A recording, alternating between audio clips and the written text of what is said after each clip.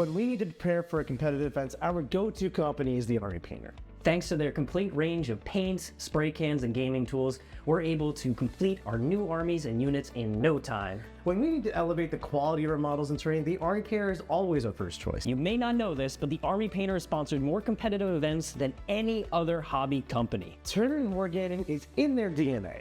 Visit thearmypainter.com to learn more about their amazing products. And use promo code AW Paints for a 5% discount from your Army Painter purchases. What are you waiting for? Discover the best way to prepare your models for events with the Army Painter today.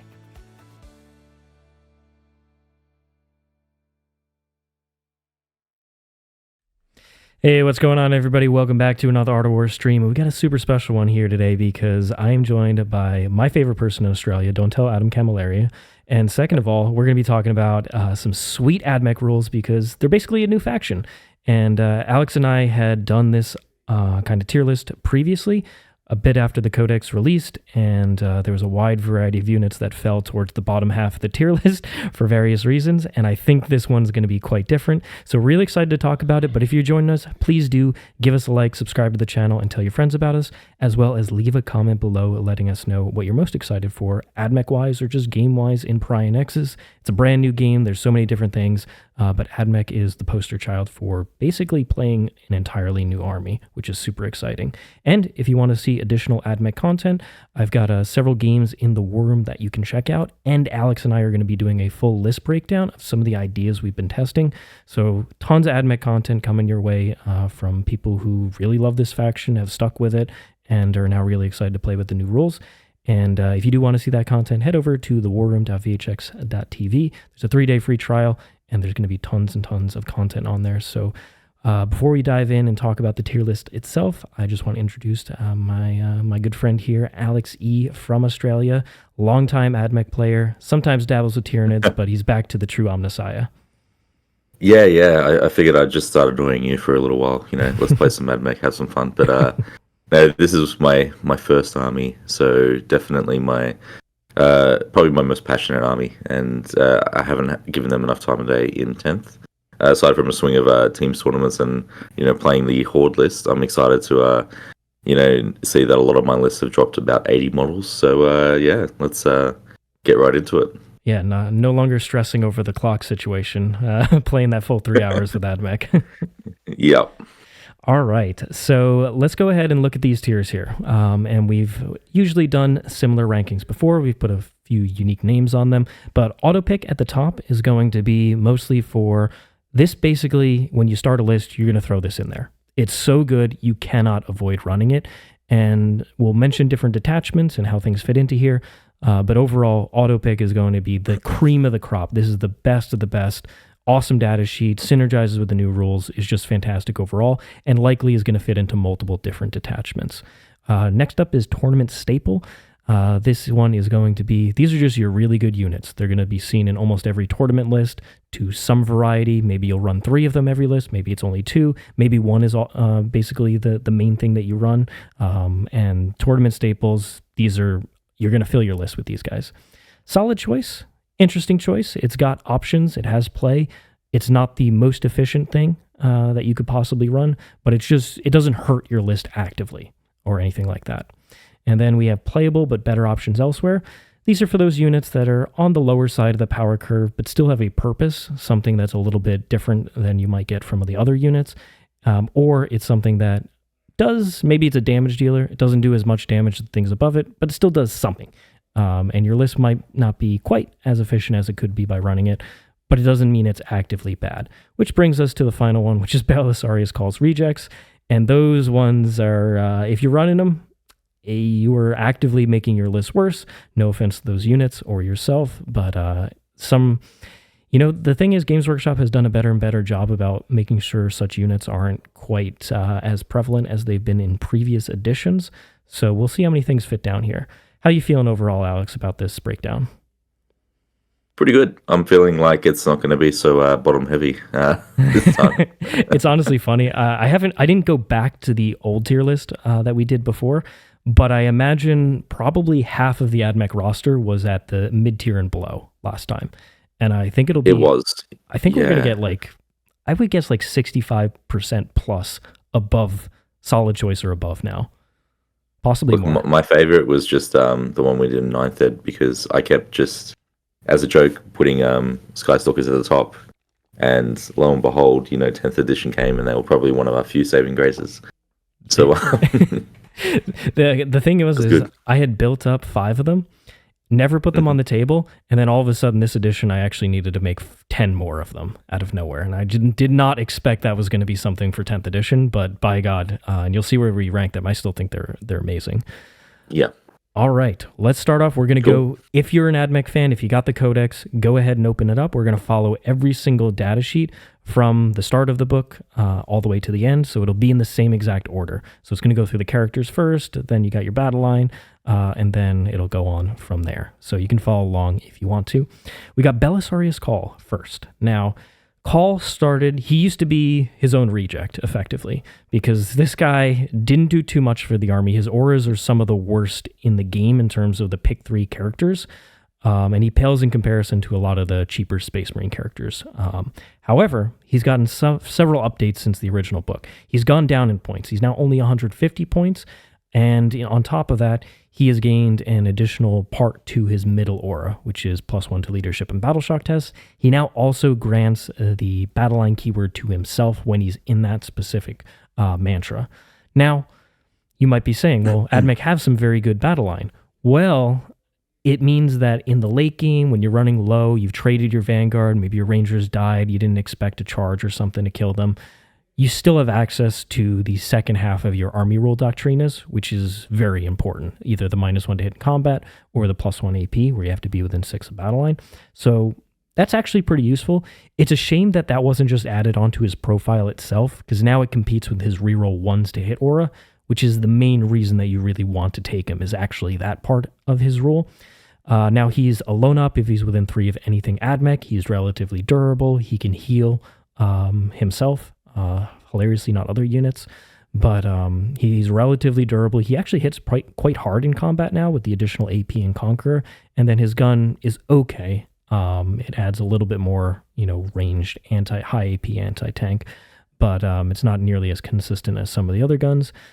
So I've seen a lot of people hyped about Cawl, and I'm hyped about Cawl because he's one of the coolest Admech models. He epitomizes the faction and the design and the aesthetic that I like. But at the same time, I found that, is he really worth not running, 2 more Ironstriders or Dragoons, or he's slightly cheaper than a whole Scorpius tank. He's 10 fewer points than an Onager. Is that actually worth the aura that you get from him, the reroll 1s that you're mostly taking? And I'm not sure, honestly. I'm playing several games with him. I've played him before as a meme. He is better. But how much better is really the question. So I'm a little skeptical on him. How do you feel about him, Alex? He's interesting, right? I think he definitely has play, right? There's nothing wrong with the actual data sheet. Yeah. The data sheet is, there's a few tweaks we can make, which we can for, many other data sheets. But on paper, at 150 points, moving 8 inches now, moving through walls, being able to advance and shoot an AP5 melter. Somehow he's got also the ability to climb walls, so if you play a weird terrain layout, you can plunging fire too, which I don't think will ever happen with his base size, but it's just funny to note. He has a bit of everything. He doesn't really excel in just one field or category, but for 150 points, fairly durable. He feels okay. He feels actually pretty good. He's a good data sheet. Admech has this weird thing right now where we have quite a few good data sheets, for their points especially. So when you're looking at it in that lens, he definitely can enable a lot of lists. I think he does, and there's a lot of lists centered around him. In fact, Vanguard themselves getting reroll 1s while hitting on 3s is good, or hitting on 4s rerolling 1s if they haven't got a Marshal, and benefiting from the extra AP feels really nice as well. But there's I don't think he's exactly an auto pick, but I almost guarantee you that you're probably going to see him in a lot of lists that will go 4-1 in the future. I think partially because people love the model and they've been really excited to run him. He has not been viable since 8th edition. Mm-hmm. Very sad. So, back then everyone was running the the good old Kastelan Robot spam with Belisarius Cawl and just staying still and wreaking havoc. But I think, so for one reason, people love the model and want to use him. And he's a beautiful model, one of the best that we have. For the other reason, though, is that he doesn't actively hinder your army in any way, shape, or form. He does provide a benefit as long as you play him well. And I can see him coming up a lot. What about you? So I think his biggest area where he's going to perform is that Admech can now run a protector-heavy shooting style with a lot of tanks.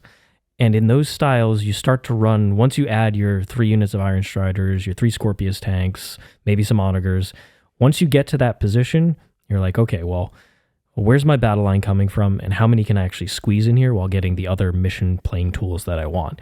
And you can't fit too many battle line in there anymore.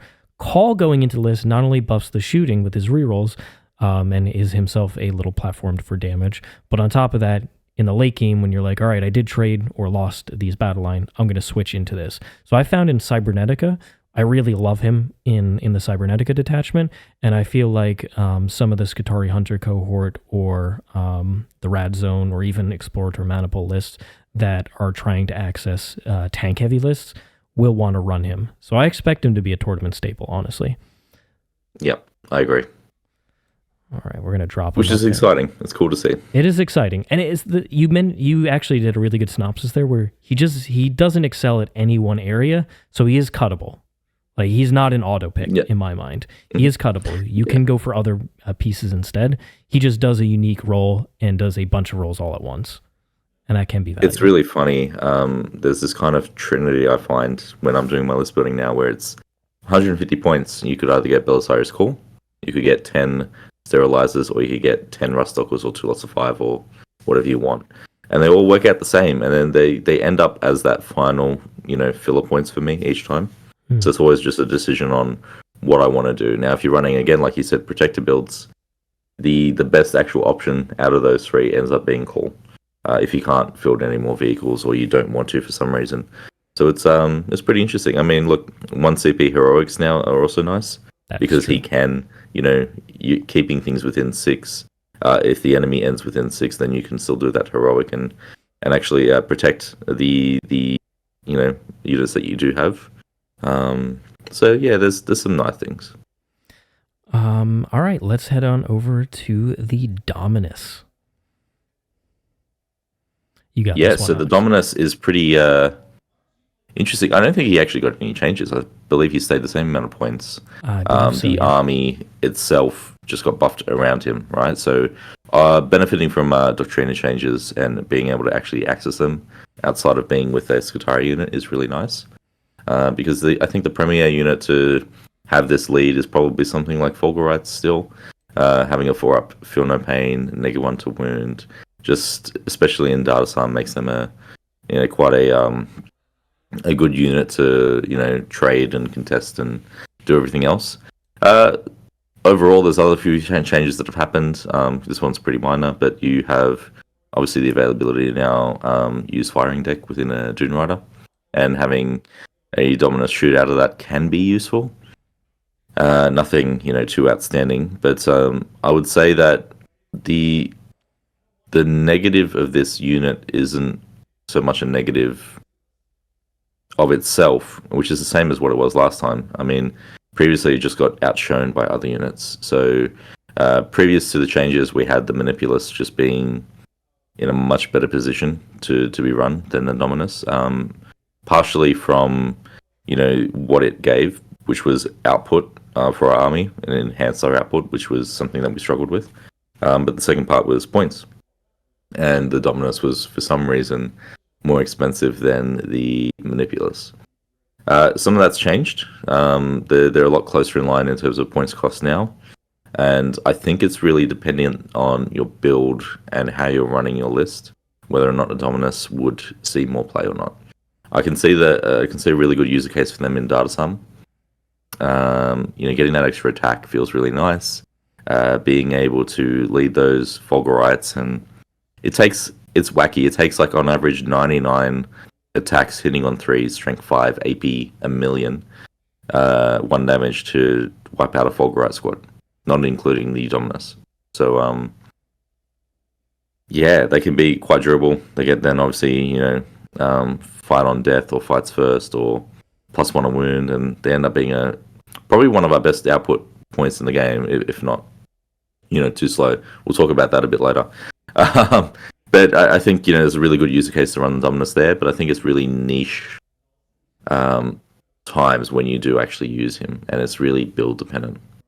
Yeah. I can see a lot of lists without him completely. I'd agree with that. The combination is really cool with the -1 to wound, but as soon as you start putting him in there, your unit goes from being a relatively cheap trade resource to being, this is a key damage dealer. It's more expensive than like a tank damage dealer. And is that worth it? It is meta dependent, because with like Green Tide getting nerfed, Endless Swarm getting nerfed, some of the Horde armies getting nerfed, there might be a shift back towards a lot of anti-tank, a lot of, melt weapons, all that stuff. And then if your opponent is relying on that and you're like, cool, 5 bin vuln, against melt is 4 pain will go, probably not as far as you want, but -1 to wound and 5 of bin vuln will go a decent way as just soaking up a lot of damage. So that could be an interesting counter meta pick, but I still feel, I really wish the Dominus actually went down like 5-10 points. I really don't think he should be the same points as the Manipulus, if not honestly cheaper, is what I think. Yeah. Lethal Hits is just a bit more valuable because the units that these really want to go in are Kataphron Breachers, Kataphron Destroyers, and maybe Corpuscarii, but usually the heavier weapons. And because of that, you're looking for, okay, I need to bring this guy for extra added defense. The problem there is when you commit, you have to do as much damage as possible with these, because most opponents will have enough damage to deal with Breachers, even with the 5 of Pain. And so you want to front load your damage, and the Dominus doesn't help you do that. If they had a more native, like a 2-up save, maybe they were T8, a little bit more harder to interact with more weapons in the game, that's when this defensive bonus would be a lot more valuable to me. So I think I'm kind of torn between playable but better options elsewhere and solid choice. I think he's definitely playable for sure. He's not a reject, but I also just don't think you're going to see him as much as the Manipulus, who kind of outshines him still, even though the points are closer.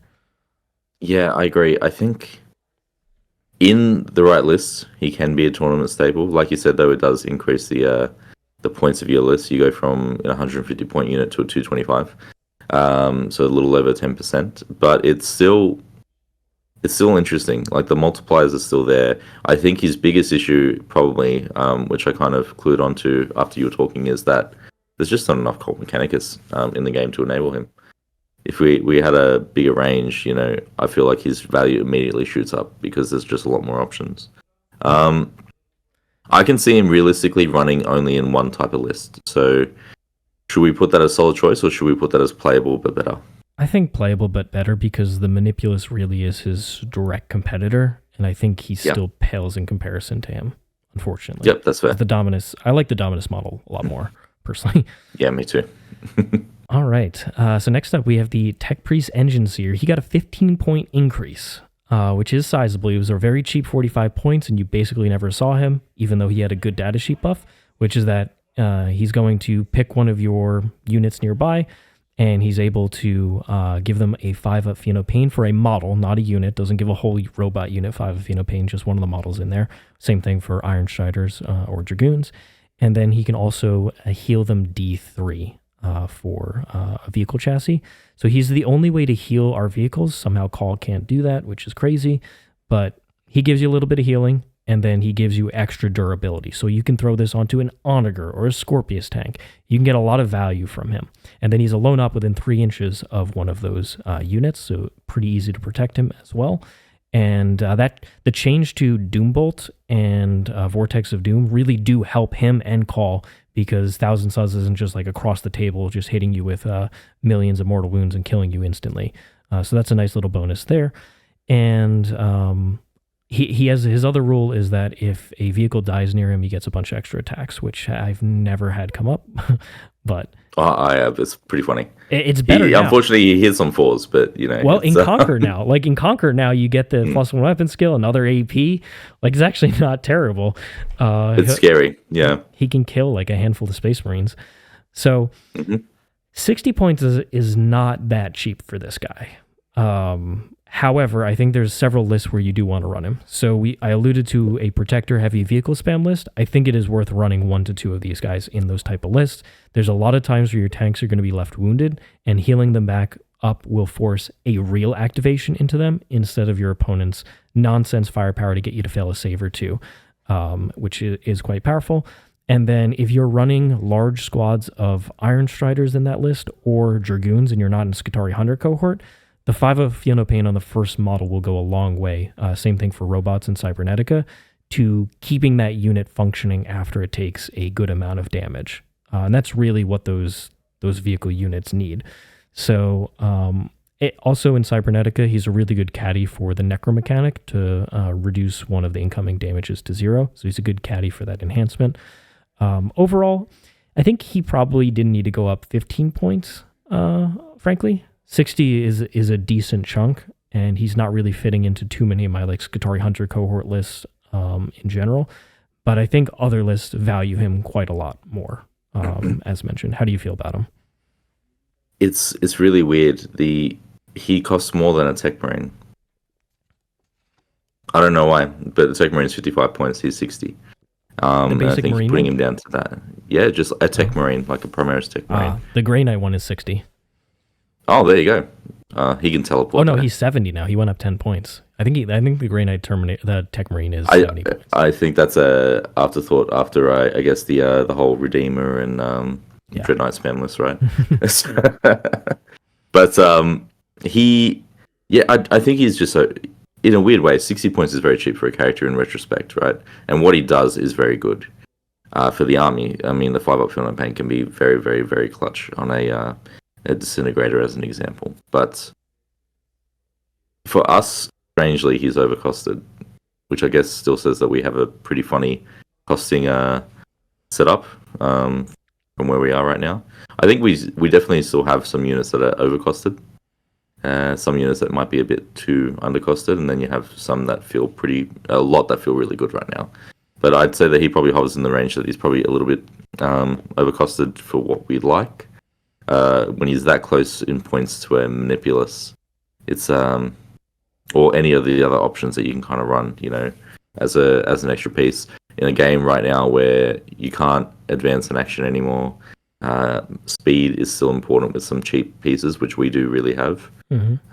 Which cost similar. They end up being better units for us to actually play the game and score and you know, win on that VP differential. So for that reason, I haven't put him in any of my lists personally, unless it's a Cybernetica cohort list. So I think he's definitely playable. I mean, even in Cold Mech, it'd be really funny with 8 attacks, and additional strength and AP, and just going on a pure absolute rampage. But I think there's definitely better options elsewhere. Yeah, as you mentioned, that 60-point category, 60 to 70 points is where you start getting the good mission play tools in this army. And once you build your firepower base, you need to start fitting those in. And from there, am I going to spend 120 points on 2 Tech Priest Enginseers, or am I just going to get the extra speed I need from 2 units of Serberys Raiders or 2 units of Skystalkers, although they're slightly more expensive? Like, is his defensive bonus enough for me? And generally, I agree, where I don't fit him into most of my lists. I do fit him into Cybernetica, which I am going to be running a list with 2 of them in there. So in that detachment, he's very good. And if you do tank spam, he's also really good there. But he does take away from the mission play at the end of your list. And now Admech are tighter on lists, like list design points-wise. So having the extra points, you don't have as much luxury space anymore. Yep. So what do you think? Solid choice or playable, but better options? I think playable. Okay. I think if there's only probably make a rule, right? So if there's one detachment that they feel good into, are they a solid pick or are they playable? I think they have to be multiple detachments. Yeah, I think so too. All right. It's sad because like it is a good roll. I think 50 points would be perfectly reasonable for him. I agree. All right. Next up, we have the Tech Priest Manipulus. So he was the star Tech Priest previously, because basically you would run your Breacher bricks, you throw the Manipulus in there, you would get access to lethal hits, which is really good on a unit that has full rerolls to hit, and on top of that, wants to overwatch your opponent. So he's fantastic. And then once per battle, you get access to the 4-up invul for a phase, and that can just be the different. It's the first time your opponent's going to put real damage. You're like, all right, 4-up invul.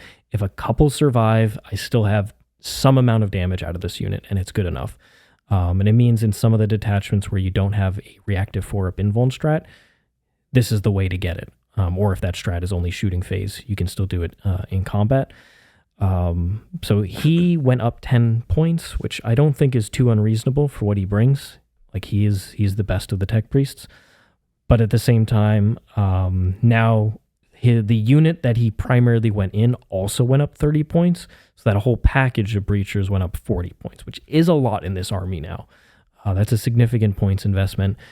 He does make things like the Grav or the Plasma Destroyers much more interesting, especially in Protector, if they're near call. So if you bring a lot of support, you can make Destroyers, which are a lot cheaper, more interesting with the Manipulus. So he has like a second unit that might think about running him.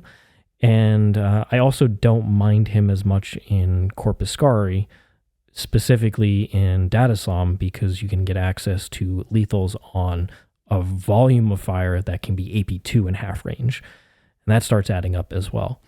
And helps you punch up into targets you Corpuscarii otherwise wouldn't interact with. And it also helps if you're running a Dune Rider with them too. Like that unit actually gets kind of nutty with AP2 reroll wounds and lethals. And a fantastic Overwatch threat again. You know, if someone tries to fall back away from you, just as they fall back, Overwatch. You can shoot in combat with that unit as well. So. Yeah, overall, the big question for me on the Manipulus is whether Breachers are going to be taken, because if Breachers are taken, he is going to be basically with them every single time. And if they're not going to be taken, then where does he actually fit in outside of Datasom and maybe in Corpuscarii? Possibly in Destroyers. That also remains to be seen. So how do you feel about him? Yeah, I think it's similar to what you said in terms of the Dominus, where you can have a cheap effective unit, but as soon as you add in the character, it ends up adding up in points. I mean, there's obviously an exception to that with Breachers being fairly expensive, but that being said, he still has uses, right? Now, obviously, people running the Breachers, that I think there is a place where you can still run them. They were obviously at a point of necessity previously, because there are only really good, efficient mathematical output unit that we had in the game. So the use of the Manipulus was, higher, and his actual usefulness back then, because that was our way of enabling output. We've changed so much that we have so much output coming through that you can easily run him and not even run him, and you probably won't even miss him, which is pretty wild to say, right? And that 40 points that you said, it does add up. There's some other niche uses, like you said, Corpuscarii, I think are pretty cool with him, because you can still at least then go inside a Dune Rider. You can get 4 rerolls to wound. You can then have those 4 rerolls to wound as well alongside your Flamer. You can firing deck that Flamer as well. There's a lot of cool things that you have that are enabled with him playing with some other units. I probably would never see him running with any Skitarii units at all. So that already eliminates a large portion of what our list will run. So as a result of that, he's probably nothing. It's weird. I'm thinking playable, but is he solid? Is he playable? It's tough, right? I'm just trying to think of what list I'd run him in, right? And the units I want to run him with are ones I would only run in Datasom at the moment. I agree. I think he's still really good in Datasom, because when you get to AP4 on these Breachers and you start like eviscerating tanks, it gets extremely scary. But outside of that, I mean, you just run the one enhancement, and you just can go ham. You know, do that once per game, drop them in. That's their go turn. While you're dropping them in, you know that they're going to be in range, and then you just go absolutely wild. And that can be really powerful. do you think you'll see? It's interesting. I think playable but better options elsewhere is actually really good. So I want to note that anyway. Being able to be viable just in one of the detachments isn't a bad thing. It obviously just shows how strong and capable they can be in that detachment, and lets other units shine in the other detachments. So, I don't want people to think because this is the second last one that we're putting all these units in that they're bad. Definitely not the case. I think they're just, amplified to their usefulness in just one specific set of detachments. Now, in Rad Zone, would you still take him with Peerless Eradicator or the other enhancement? What was that, sorry?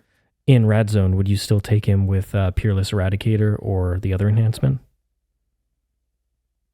You could, actually. I mean, look, actually, there's a user case where you have breaches within Rad, right? So maybe he is a solid choice. Yeah, because I think you still take one brick in Rad, just so you have it. Because it's still very good. We've got like sustained and lethals on that unit. It's fantastic. Okay, yeah, let's put him in solid. I think he deserves to be above the others. He does. He's definitely more useful than the other ones that we've spoken about already. All right, Technoarcheologist. I love this guy. I love him, but I don't really run him a lot. Look, he did not go up any points. So he still remains to be a 45-point character that can provide additional OC as a unique benefit for us. He's basically an ancient. But at the same time, he also has a unique ability where a 12-inch aura around him specifically is anti-deep strike. That seems okay. I mean, look, it's not the whole unit. The whole unit would be busted. So he would have to be 90 points, if not more, for that to be an ability. But he doesn't work too well probably by himself. But if you have a second one in addition to him, they end up being really valuable because he can actually string out and do a lot of amazing things.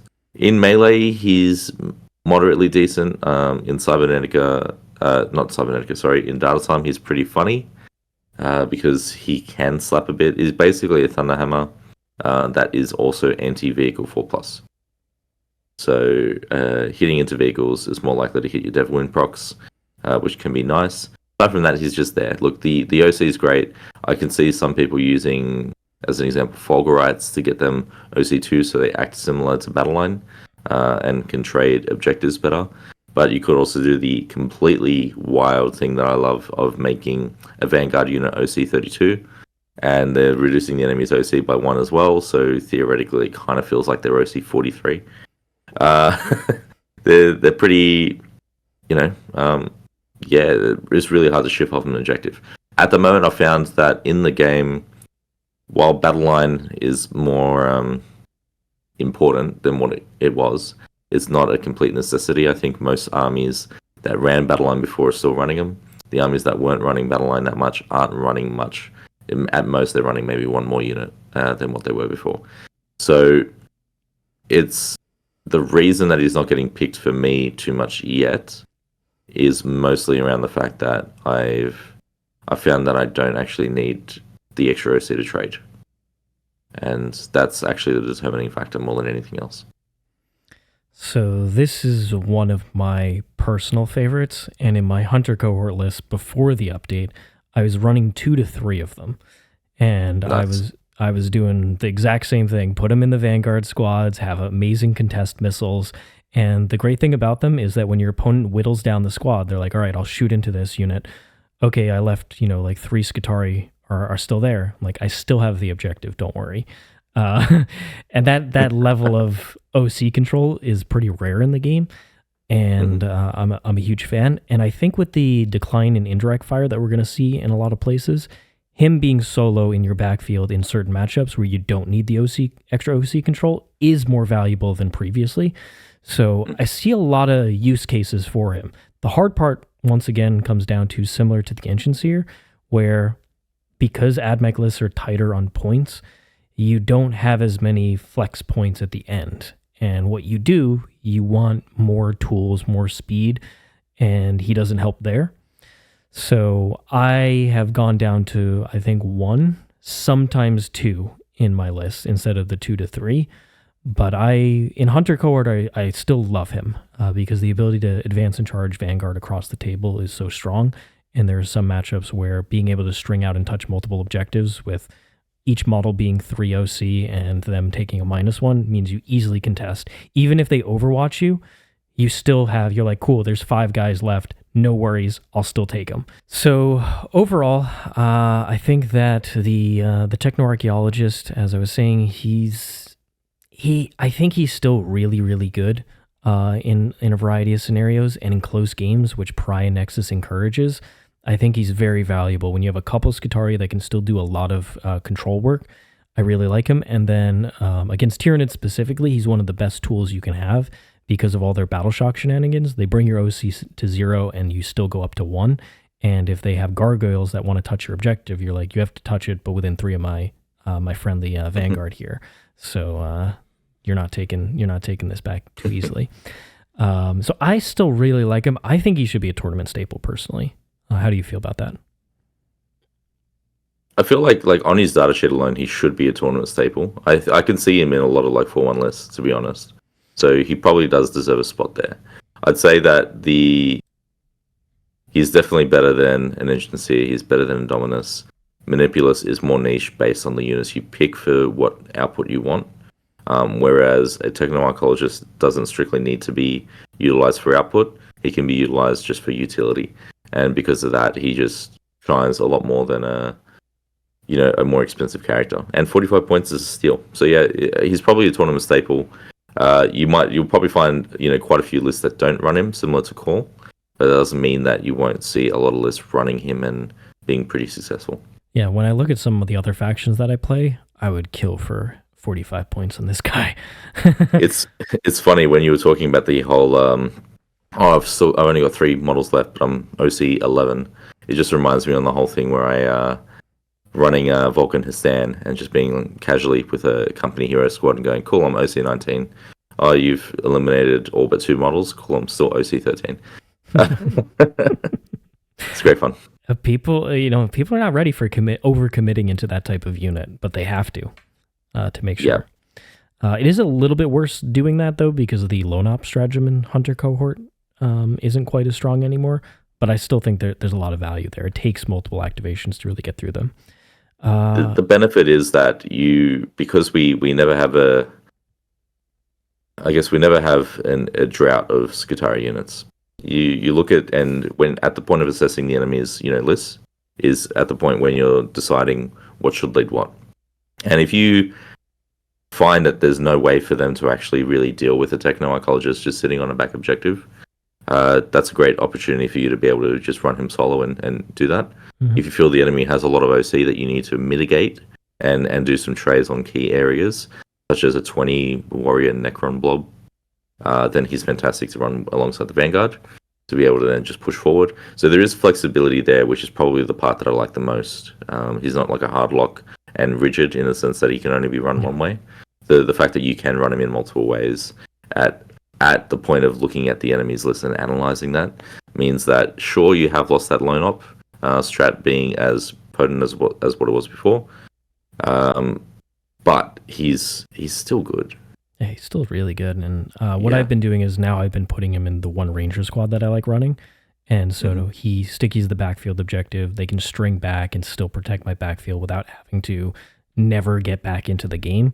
And they can go sticky the expansion objective and still screen out up there. So there's just a lot of nice uses. And, in detachments where you don't go back into reserve, it's nice not having to leave things back there if you don't take the Calidus or are in Hunter Cohort. Mm-hmm. All right, next up is the Sidonian Skatos. And here's what his datasheet is. He's 60 points, and he has a keyword called Lone Op. Everything else about him is completely and utterly pointless, and pretend that he doesn't have any other rules, in my opinion. He got a little bit better because the army rule is better, but I still think that I despise his rules, frankly. Yeah, Hey, he does have one specific rule. He can't go into hard transports. So Yeah, somehow, that was going to be broken. Look, I mean, especially with firing deck now, I guess maybe there would be a use case to just run 2 and you shoot. You could put 120 points in there of 2 guys. It's a lot. Yeah, it's terrible. Hey, he moves 8 afterwards. He can move 8 advance. He can move through walls, surprisingly. His legs just like climb over. But obviously he is our only true lone op unit. That being said, we have other ways to get lone op, such as the Enginseer and Cawl. He is fine. I think he's still probably overcosted for what he does. He should be in the same hovering range as a Techno. And at that point, then I could see him actually getting quite a lot of use. The issue with him is that his other rules are just terrible. They don't make sense. The Battle Shock's fine, but it's not that impactful. Obviously, it's in your turn. It will matter for things like if you're insanely lucky, there's a scenario where the enemy has a unit set up to Overwatch or set up to Heroic. You pop him out, he makes a shot. They're Battle Shock, now they can't do that strat, and then you can commit. Great. It doesn't happen all the time. A lot of people are, especially, if you're versing things like Marines or even Demons. Demons, have a 5-up leadership a lot of the time because of their banners as well. If they're within the shadow and then if they're getting a banner, they're just cool. Leadership 5, enjoy. And half the time you're shooting them will actually heal them. So it's it's worse off. There's nothing worse than shooting one Nurgling and then it reviving 2 more models. So he's not that good. I think definitely playable. There's nothing wrong with him being in strat reserves, dropping in on his relatively small base and doing an action. But there's also nothing stopping you from spending 5 more points and doing that with the Skystalker unit as well. That's where I was going to go, is when I look at Serberys Raiders or Pteraxii, there is no chance in hell that I'm picking this guy. And you might say, well, lone op is super valuable, isn't it? As Alex mentioned, we have a couple other lone ops that are more competitive, in my opinion, and we can get the Cowardice Assassin, whose value has gone up dramatically because of the power of the Vect ability. And Admech don't like armies that rush them down or armies that rely on defensive mechanics, and the Cowardice helps solve both of those, because if they want to pop their key offensive strats, well, +1 to that. They want to pop Armor of Contempt on things in the middle of the table. Cool, it's going to be 2 CP this turn. Good luck doing anything else that you wanted to do, like your Heroic or whatnot. So I would rather spend a points premium. I think that he actively makes your list worse because you aren't taking options that are better. I really think he's one of the worst models in this book by a clear. He is literally a 60-point lone op. I would rather pay 40 extra points to have actual rules, and the Cowardice is really helpful for mission play and other detachments too. But that Vect ability alone is easily worth the 40 points upgrade. And then you have, I would honestly run Cawl and say, heck, I know that this is a lot more points than this guy, but I will run Cawl over him at a principle because I have rules on this data sheet. At a naughty points premium, yep. That at least helps my argument. I don't blame you. I think he's Belisarius Cawl reject. I genuinely believe that by taking him, you have so many better options elsewhere, actively hurting your army. Yep, I agree. Thank you, Alex. We got our first one. There we go. Why is he so bad? How did his data sheet not get upgraded? It's insane. It's pretty funny. It feels like he should just have a rule that if he shoots someone, maybe the enemy doesn't get the benefits of cover or... Anything, Alex. Yeah, the Lone Spear in Tau hits a target. Every crew unit gets full rerolls to add shooting combat into that target. That is 30 more points than what we get here for a more durable unit that actually does more damage than this guy. Yeah, make him give all Sidonian units 4 rerolls to hit, you cowards. Come on. Or any Ironstrider engine, Anything. Okay, anyway. He's... Yeah.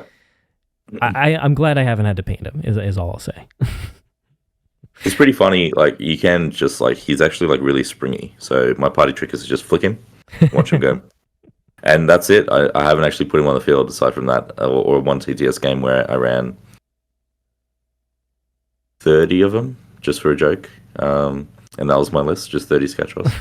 Obviously, tournament legal, 100%, yeah, no problem. I'm sure you did nothing at all in that game. Nothing at all. All right. Next up, we have the Skitarii Marshal. How do you feel about him, Alex? Pretty good. I mean, look, he was something that was a staple, previously, right? So we only had one competitive build previously, and that was Hunter Cohort. In Hunter Cohort, he was our best tool by far. You didn't have Cawl being anywhere where he was. There's no need for a Manipulus in Hunter Cohort unless you were running Breachers, and sometimes that was the case. You didn't need Enginseers. You would most likely just be running a Marshal, though, and a Techno as your main characters. The Marshal himself, because he was the only one that could actually access the enhancements, as well as, having really good boat play with the Skitarii units, ended up being absolutely amazing. 4 rerolls to hit, popping out of a transport, 4 rerolls to wound. If you're running Battlesphere, you can then go back inside the transport to keep yourself safe, and you have a really amazing unit. This technically gets better. He didn't go up in points.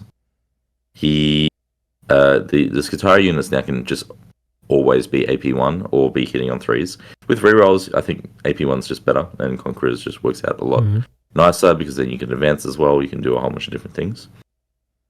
His abilities slightly changed. Now, it's funny. His Control Edict ability was either completely useless or amazing. It depended on the detachment that you ran. So if you ran Hunter Cohort, guess what? We had no battle tactics at all. So he did nothing whatsoever. You couldn't double up. You couldn't do anything. Which is funny, given that this was the detachment that had the requirements for marshals with the enhancements. So you can tell it was an artifact, the whole battle tactic thing. The other one, though, that where he did get usefulness was Rad Zone Cohort, because there was a combination you could run where you would have one Inquisitor, a basic Bones Inquisitor. You would have that Inquisitor led by some Skitarii. They would auto-advance 6 themselves and, say, a Dragoon unit. And then on a 3+, you'd get your CP back. And then your Marshal would do the same strat again, and then do it for another Dragoon unit. So all of a sudden, you have 4 units that have auto-advanced 6, pushing up the board. You get amazing mobility. And you it just feels really good, and it only costs you 1 CP. That is obviously gone. We've had that replaced by a more limited, but potentially useful ability, provided people remember it. I don't know if people will remember it. That is the issue. But I believe it's 1 unit within 6 inches. At the start of any phase, you can... they have to be a Skitarii unit, and you can make them unbattle shocked, right? Let me see if it's 12. I think it's 12, actually. 12 would be better, but I think it was even more limited. No, it than is that. 6. It is 6. It's weird. Of the Thrallnet. Yeah. Oh, Thrallnet being 12. Yeah, I take that any day of the week in comparison. And that leads us to our next positive. Thrallnet is amazing now. Yep. He is the only user of Thrallnet. And Thrallnet being able to give you both Doctriners when Doctriners have just been flat out buffed is sweet great. Sauce. So good. Yeah. Yeah. worst enhancement to the best one in that detachment. Yeah, easily. The only use case you could have previously was that maybe you run an indirect, if you really, really, really want to try it out, and it was still terrible because our indirect was terrible. But you run a Belisarius Disintegrator and you give it heavy, you give it +1 AP shooting the enemy in the deployment zone, and you just, see what happens, right? But it wasn't good. Now, you feel it feels it's a staple, right? Like that enhancement is a staple, let alone the unit. So if you're running Hunter Cohort, it's mandatory for you to run that enhancement. I feel, meaning this unit himself is mandatory. There's a world where you could even just have him stay away from Skitarii. Even you lose the rerolls to hit, but if you feel that's better to keep around your actual backline for some reason. I'm not sure why you would do this, but there is a world where you could do that if you needed the extra body somewhere else. He's just good. I think he's... You probably don't use him in Data Arm. You don't use him in Cybernetic Cohort. You probably can use him in Explorator. He's very good in Explorator because you have the... Or is it Explorator that has the strat to get back in the transport? Or am I thinking of the... Yeah. Yep, it is, yeah. That strat is very useful. it's limited, but it's useful. Like it's the Explorator's strats are just, I feel like, a bit too limited. Like you have to also be on the acquisition objective marker for that to. Oh, I'm going to be on it, Alex. If I'm playing that detachment, I am on that objective. Don't you doubt Always, yeah, that's it. I think he's an auto pick, but I am biased. He's an auto pick within the realms of, say, 3 detachments, which I think is a lot. Yeah, he's 100% auto pick in the Skitarii Hunter cohort. Yeah, I think he should be seeing play in Explorator and Radzone as well. The thing is, like, you might look at his new datasheet ability and be like, okay, well, this isn't super impactful, but the amount of times that you have a wounded Skitarii unit and you don't want to 1 CP auto pass it and you want to save that for something else, now you just get to do it. So you basically have a second use of that, and it doesn't cost you CP. I think it's a lot more valuable than you think, because we're not running as many Skitarii, and having that 2 guys who survived still be able to do it, pass, and it can be used on other things too. I think is actually genuinely quite valuable. I think it's easy to undersell. Is it within 6 inches of his unit, or is it within 6 inches of him? Where is he? It is this model. I just wish if that was 12 inches, it's actually an amazing ability. It's still good. It has its usefulness. It's most likely going to be for his own unit, which is the higher OC, higher leadership unit. That being said, Tyranids are out here. Demons are coming out as well. There is a lot of negatives to leadership now, or even battle shocks, where this does definitely help. The last thing you want is to be subtracting 1 from your hit rolls, getting +1 to win against you, not being able to do any of your strats like Explorator, being able to go back inside the transport, anything like that. The enemy tries to go in and do an action, not even action, sorry, just jump in on a point and, get secure no man. So then you go, cool. At the start of the fight phase, you haven't charged me. I'm just going to go unbattle shock myself. And now I hold that point. You don't. Yeah, things like that are pretty cool. Tau as well, because they piranhas are very good right now. With the changes to bring it down. And so they can pick a target to try and turn off your defensive buffs. So, you have your Dragoon unit out there that wants to 5 Pain. Here, take 3 Battle Shock tests. Admech has a pretty poor leadership army. You're going to fail one of those. And all of a sudden... You're going to fail all 3 if you're me. Yeah, 100%. I do it all the time against Tyranids. Yeah. So, being able to be able to, say, okay, this unit will get to use the key strats is a big difference. So I think it's easy to undersell, but I also think he should just be an auto pick. He's so good. Now, it's not every single detachment, keep in mind, but it's still very good. Definitely. All right. Next. Is it in the point where, with Cawl as an example, tournament staple, you won't see him in every single, like as an, let's say Hunter cohort or Cybernetica cohort. Cawl will be used. He won't be in every single list.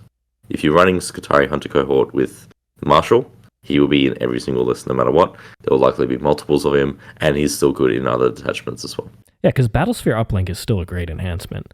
There is reason to run multiple Marshals, and they just shoot better. Yeah, Battlesphere is actually fantastic as a Warlord for some of these secret missions too. Mm-hmm. Yeah, the extra speed, especially with if you don't even use that ability, you can just keep them alive all game, then advance and charge them up as needed. So you can advance and shoot even. So if you feel there's no charge target, there's nothing stopping you from advancing out of a transport, getting anywhere between 9 to 15 inches of movement, and then shooting something with your 36-inch range guns that you have, hitting it, or you don't even have to hit it, and then just moving an extra 6. So you can move up to 21 right at the end, score that touchdown that you need, and get those extra 20 points. So it's pretty funny. All right, next up we have the Skitarii Rangers. So these guys are, for the first time this whole edition, cheaper than Vanguard, who are the better datasheet. And in addition, they benefit from the fact that Admech has less stuff overall. And because you have less stuff, there's when you used to play the old Hunter cohort list, I had never had to worry about screening my backfield. I just had gloms and gloms of nonsense all over the field. Never had to worry about it. Now I do have to think about it. And Rangers give you that extra presence of, all right, I've already stickied the objectives, which helps against Battle Shock shenanigans as well. And you can very easily do your home to start, and then you can go do a different one. You can scout move transports up if you really need to.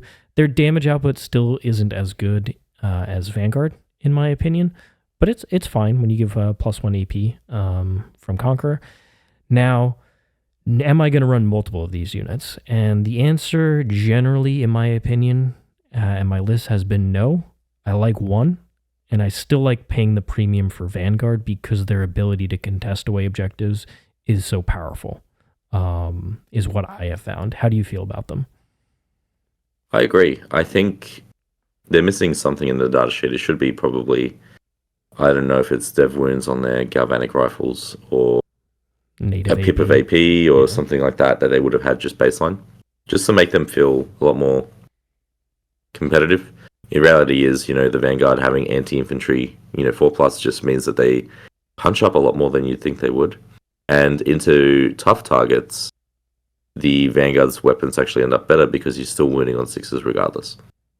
So as long as you get within range, it's very easy for us to get within the range limitation of 18 inches, they just work out better in Vanguard. The sticky is nice. Pretty funny. I think on the Search and Destroy, you can actually scout towards the middle as well and sticky that because it's 6 inches, it's 9 inches from the dot point rather than the actual 40 mil marker from where the zone ends. So because of that, you can just get within. So you can actually sticky 2 objectives with 1 unit if you go first for that unit, which is pretty cool. You can obviously use them to have Veiled Hunter. Is that the one that no, sorry, not Veiled Hunter. It's Clandestine Infiltration. Yep. So you can be forward if you go first. You can then scout onto an objective, sticky it straight away in no man's land. So that can feel really nice. There's a lot of different users. I think they're fine. I think they're really good, actually. They're probably a solid choice as it stands right now. At the moment, I'm running a combo where I run 1 unit of them and 3 or 4 units of Vanguard. I find that works out pretty well. You think they're solid choice? I think they're auto pick, but only 1 unit. Yeah, maybe okay. If that's the case, maybe tournament staple, because I think the sticky's really good. I think the scout's really good.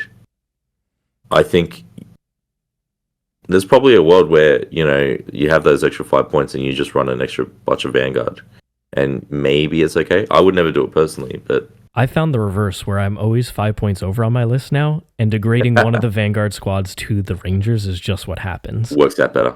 Okay. Yeah, fair enough. But I think, regardless of detachment, I found that I just want to add 1 in there, as I previously never did. Not even a single time. Oh, really? Okay. So I think it's weird for me. I always have them in. And so for me, they're an auto pick. I haven't quite broken down why I auto pick them.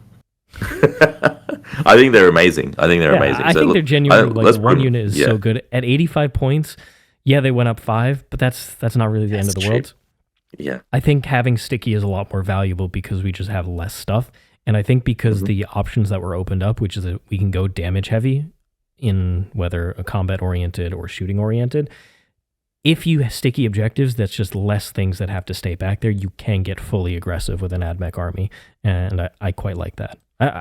As somebody who doesn't believe in Rangers, I am legitimately just putting them in my list. I can just go through them. That's auto pick if anything is. Yeah, I was gonna say if I can't work out why I wouldn't pick them because I haven't thought about it and I just by default put them in, it's got to be auto pick, right? The main thing is though, we know what our next unit is, Vanguard, and they're above auto pick. If there was their own tier above, they would definitely be there. Which I guess we should start talking about. Skitarii Vanguard. Yeah, take it away. These guys are the goats. They've been our best unit this entire edition, I would say. The OC reduction is fantastic. The fact that it's not 1 inch like it used to be in 9th, the fact that it's 3 inches is perfect for this type of unit. The Doctriners benefit them probably one of the most, especially previously, being able to get assault and really push was fantastic. Them being able to trade objectives because of their OC manipulation works great because then you can just throw them into things. I found at a time when there was less and less melee in the game, you could just throw these anywhere and just charge people. And if you find still that you're in a matchup where you can do that, you just still do it automatically. But aside from that, they have good output. The extra AP now at any, without any other parameter needed for them because they are battle line is great. Not needing to have the enemy boxed into deployment, so you can play a bit less aggressive if need be. I can't say anything negative about them. Like 90 points is a fair cost as well.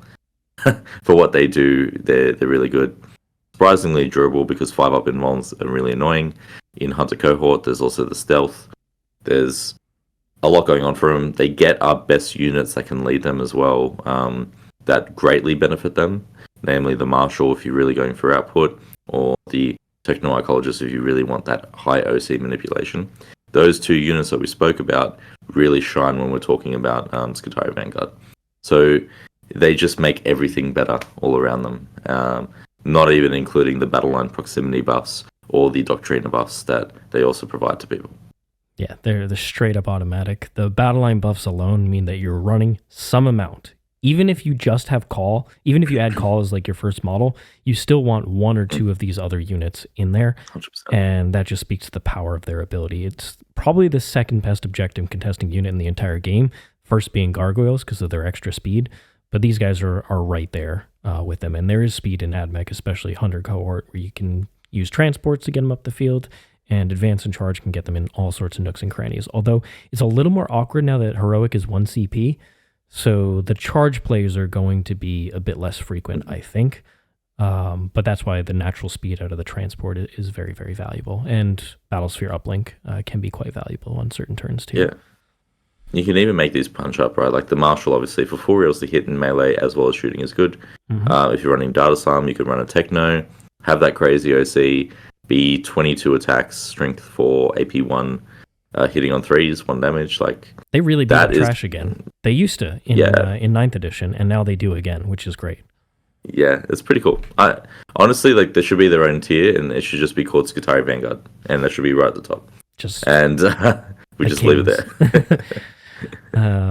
All right, let's go ahead and move on to Kataphron Breachers. So this was the premier shooting unit in this codex. It was basically the only premier shooting unit in this codex. Yeah. The only unit that had efficiency, and that was because it just needed to be within battle line to get full rerolls to hit. A rule that is very rare in this army as a whole, and that level, it's a good weapon profile. It just had a couple weaknesses, which is one, the unit is relatively expensive, and it is even more expensive now. So like per model, you're paying a lot for not that much durability. And you can throw the Manipulus in there, you could put a Dominus in there and up the durability, but it's still not really saving them against modern anti-tank, anti-elite infantry type weapons that are in the game. Most armies will quite easily kill them. Now, they are helped by the fact that the meta has shifted away from Plasma Inceptors and tons of them. Those units absolutely dominated Breachers, which was so sad. So them being not quite as common in the meta is definitely helpful, but there's still plenty of weapons that are good against them. Their other weaknesses were, number one, they had a lack of AP. And you might look at it and say, hey, AP 2, that seems pretty reasonable, right? Well, some of the best units in the game have a 2-up save. Cover is everywhere, and this unit doesn't ignore cover. And then, on top of that, Armor of Contempt-like abilities are all over the place. And so effectively, against the best armies out there and some of the best units you had to kill, you just underperformed on damage. Their other weakness is that, number 2, they have to get within half range to really get their full activation because it's rapid fire. And if you're within half range, that 15 inches, you'll get 4 shots. That's where they genuinely do the damage. At long range, yeah, they'll hurt something. Maybe they'll kill like a Rhino or a Piranha or something like that. But they're not going to like blow up Terminators or something relatively durable. You need to get close. And that leads me to the last point, is that when you're running them, you basically have to sit and conquer because you need assault to mobilize them. And they have a big base size problem. It's actually kind of hard and awkward to fit the entire 6-man unit on terrain to shoot through it. Or you have to go past that terrain feature if it's like a big ruin. And if you roll low on your advance roll, all of a sudden that's going to feel quite bad. So there are a couple ways around it, but overall, it's not the easiest unit to use, and you have to get aggressive with it to get its full value, or your opponent gets super aggressive into you, and then it's very, very valuable.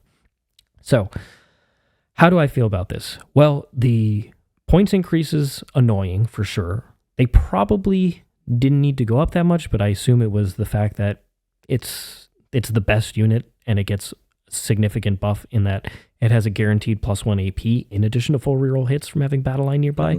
And AP3 on these guys is a different beast because everything was getting cover. So now getting cover, you're still AP2. That's still a great place to be. And in Datasom, you can get AP4 in half range. That is a whole different beast in terms of damage. That is a very, very strong unit. Is it worth 400 points? Question mark. So in Dataslam, I still think you minimum run 1. I ran 2 in a list and felt good about that, but I could see just running 1. I think Rad still probably runs 1 of them with Peerless Eradicator or the other enhancement. And then Manipul probably still could run it easily in Manipul because you can get one of the units hitting on 3s in isolation, or you could, or potentially hitting on 2s then as well if you really wanted to go and Protector. How do you feel? Not that you really need it with the rerolls. I think it's tough.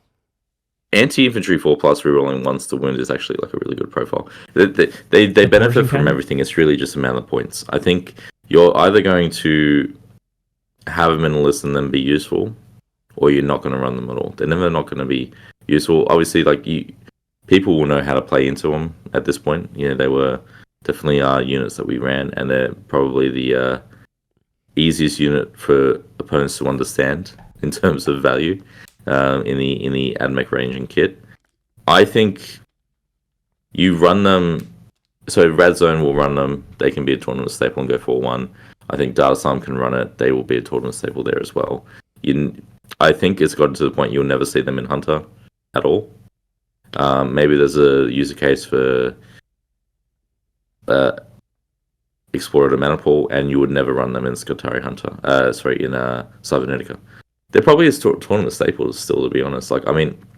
They're expensive, but you still run them in those niche detachments. It's between tournament staple to solid. I agree with you, and the reason is that I think that this is a unit that is very accessible for the average Admech player, and it's one that I point, this thing dies, and that you're still with the other units. You need to combo things, you need to set up all your firing lanes, and make sure that you're going to have not still take too much return damage. These guys can just stick out there, they shoot something, and then your opponent steps in, and you're like, cool, 1 CP Overwatch, still getting value. And I think that type of unit means that the more typical Admech player is going to be running these in most of their tournament lists because they will play most of the different other detachments.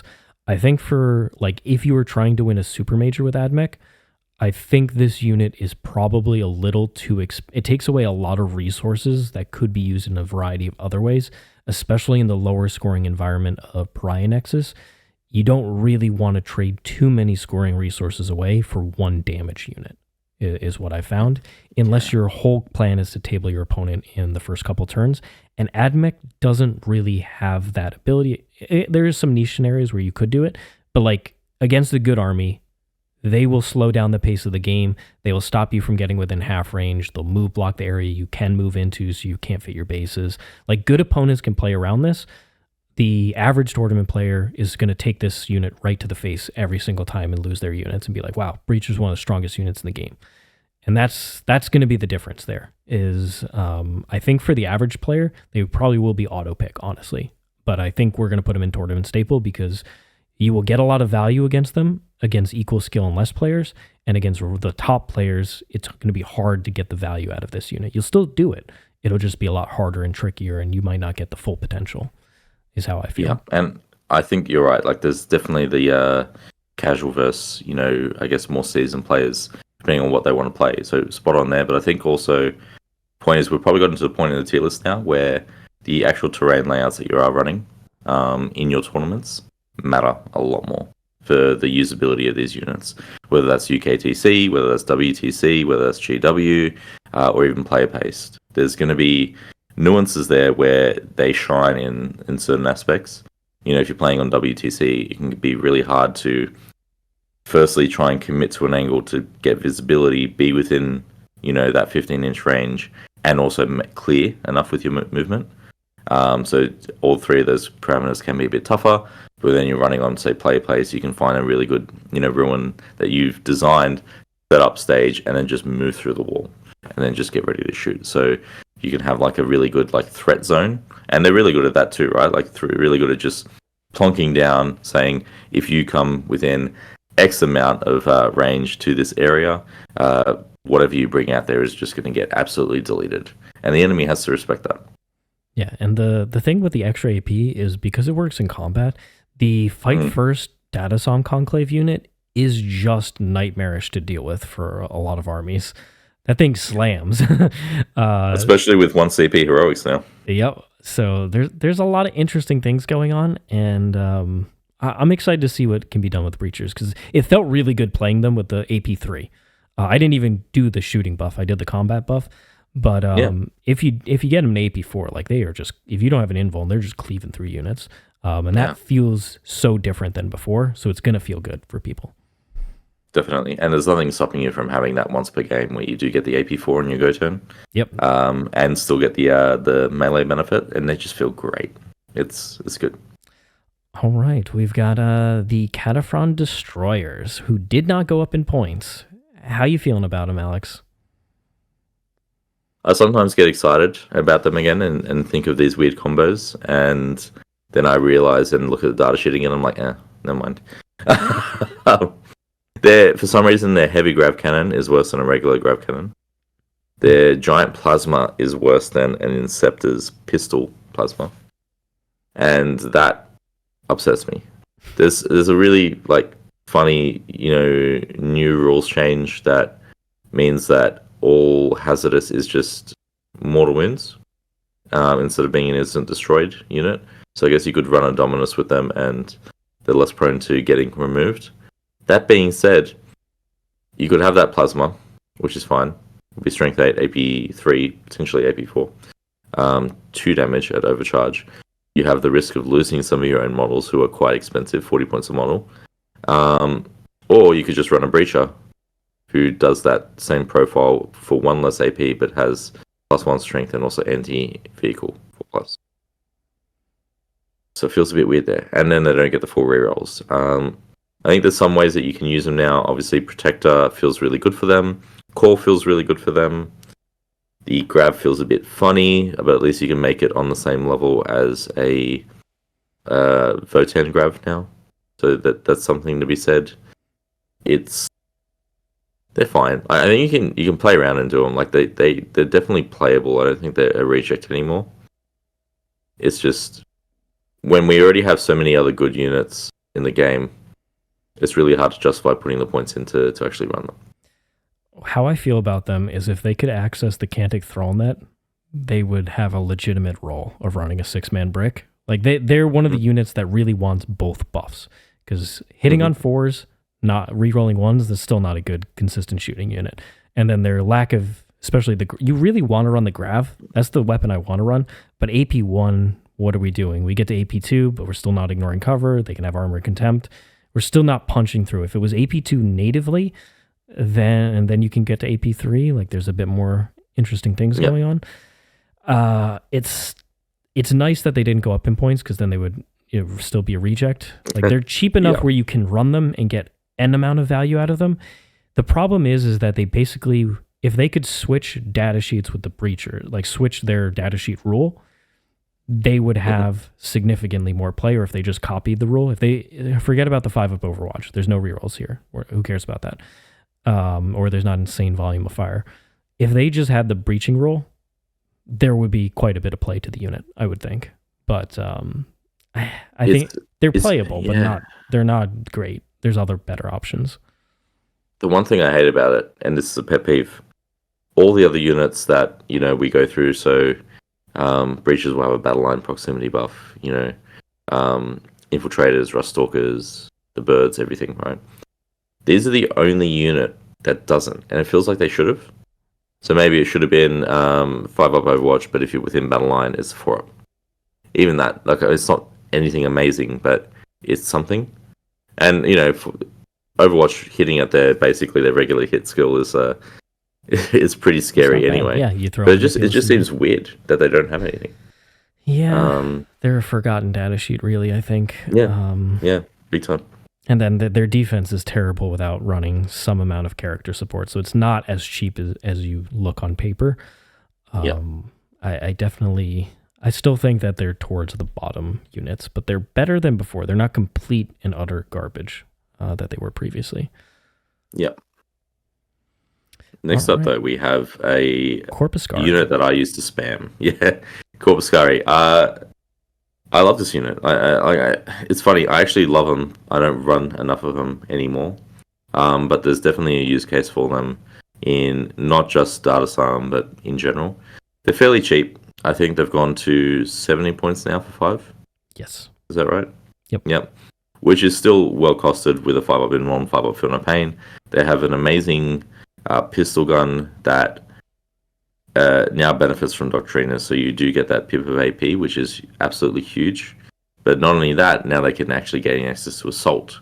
So their reach to actually get to targets has improved. Mm-hmm. Their ability is nice. Obviously, they have to get within a pretty close range anyway, though, to hit the target. But it means that they're protecting the rest of your army, which feels really good.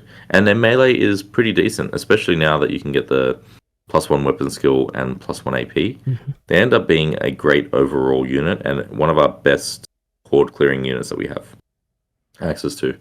There's ways to amplify them, obviously. So Datasam, you can make them AP2.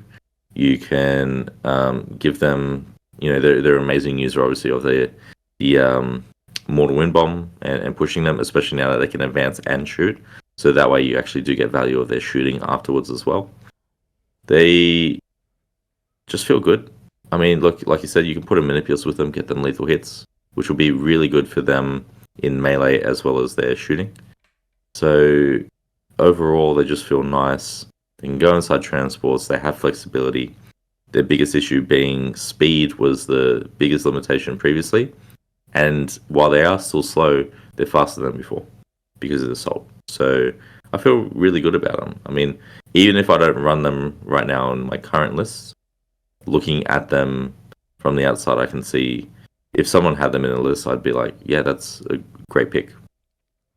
Yeah, I think in Datasam, they're basically mandatory. I think you want some amount of them. Outside of that, they're pretty solid in Rad Zone and the Manipul. You're probably not running them in Cybernetica, and you're not running them in the 100 cohort. So there's 3 detachment options. One is auto pick, the Datasam, and then the others they're just solid choices. Probably more skirmishers in those detachments, whereas I like the big 10-man bricks in the Datasam. As I mentioned, disembarking from the transport, getting the +1 AP for being in half range, being within 6 of battle line. These guys and the reroll wounds in the transport, they start popping off damage. Mm-hmm. And you don't have to put the character in there. You can think about it in that detachment. But I'm a pretty big fan of them overall. I think they're, like, how are you feeling about them? I think solid choice is pretty darn reasonable. Yeah, I think they're near the top of the solid choice. Like, I can definitely see them being a tournament staple in quite a few different lists. Especially that the game is moving towards speed again for a lot of these objectives, and having cheap units that are fast without the advance. Having these guys there can help. It's a bit hard for range limitations. Yeah, I think they're probably top in a solid. Yeah. Not quite tournament staple yet. Yeah, I think because we have to see where Datasam kind of falls overall in the detachments. We know 100 cohort's still going to be good. Datasam is more of a question mark. I already got one playtest game with it. I want to get some more where I spam out the Corpuscarii. I actually have 2. I have 20 of them built and painted. I got 2 more boxes so I can get to the 30 and test these. Beautiful. Yeah, I know. So excited to do that, but I very much think they are so dramatic. They're one of the most improved units overall from this update, for sure, in my mind. Yeah, that's fair. And then we got Fulgurites. So these are their combat brethren, and these guys are the same kind of deal where they gained a huge benefit from access to Doctrinas. And now on top of that, in Datasom, when you combine the benefits you get from the detachment roll and the army roll, specifically Conqueror, they hit. Like you can give them +1 to wound, they fight on death, they get extra AP, the +1 weapon skill, they've got dev wounds on their weapon, they get the extra attack and strength. Like these, they hit in Datasom Conclave. I think they have the same limitation where you definitely run them in Datasom and you can run them in some of the other detachments, but they're bigger. I think it's a bigger weakness because they really want the combat buff from Datasom. 2 attacks is not that great. 3 attacks, we're talking. It is a big difference. So I lean towards being a little bit worse than Corpuscarii here. Yep. And, it's an interesting thing. Their output doesn't, get enhanced by having a character lead them, right? Like, I guess you could have lethal hits, but you don't really want lethal hits because you want the devs. Yeah. They end up at 150 points. You compare them to a Custodian Guard unit when you're running Datasam. These actually outperform a Custodian Guard unit. And a Custodian Guard, I think, are 45 points a model, something like that. Something like that. So you're running, let's say you're running 5 or 4 even. That's about 200 points. These guys, for 150, actually outperform because you have 30 attacks hitting on 2s, similar to them. Strength 7, AP2, 2 damage, but dev wounds. Let's say they get 5 sustained magically anyway, but they're still missing on 1s. You still end up actually trading better than them. So it's they actually slap. And for their points, they feel really good. And obviously you can make them more durable if you wish, or you can just run them as these, pieces that just go out and tackle the enemy as quick as possible. Yeah. But they feel really good. I mean, obviously the AP was the biggest issue that they had before. AP1 is just not good for a dedicated melee unit that we had. And their movement was also not that good. Now that there's only one secondary objective in the whole game that is mandatory to be in the enemy's deployment zone, it feels a lot better. Because there's 18 secondaries, 1 behind enemy lines. There's no capture, and obviously you can do locus and everything else in the middle. The middle, I think, becomes a lot more of a brawling area. The 1 CP heroic feels really good for them, especially in Datasam, because you still made a charge move. You just don't get the fights first charge bonus, but you can get the fights first enhancement, or you can get fight on death. You can get a myriad of different things. +1 to wound on them at strength 7 is an amazing breakpoint. One of the best you can get in the game. So they feel definitely good. The limitation being, like you said, the detachments that you would run them, and therefore the list that you bring. I think they are an auto pick within the Datasam Conclave. Outside of that, I don't think they're an auto pick. Mainly because you have access to other melee units that feel really good. In the Cybernetica cohort, you have access to bots. In Hunter cohort, you have access to Ruststalkers and Dragoons, and their speed just helps carry them through. Yeah, and then the attack bonus is just so critical for them. Without that, they really definitely underperform against most targets.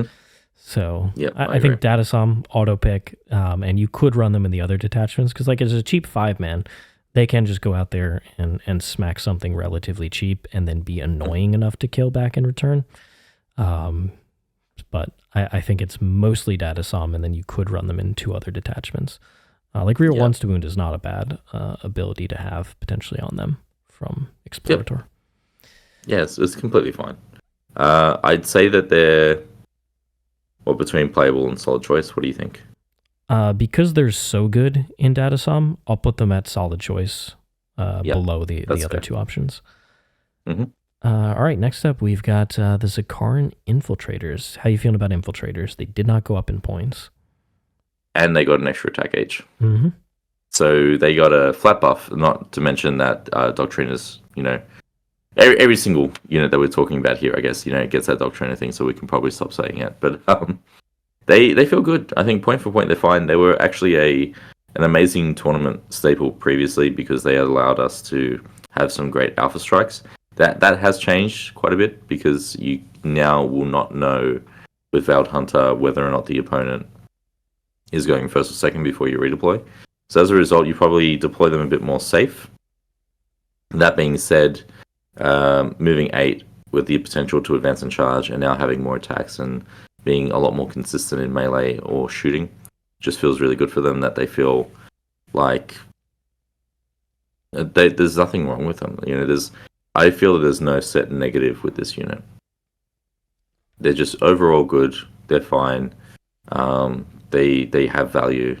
There's a use case now where you could even do power swords because 3 attacks each with their AP feels really nice, and being able to get that to AP3 feels really good.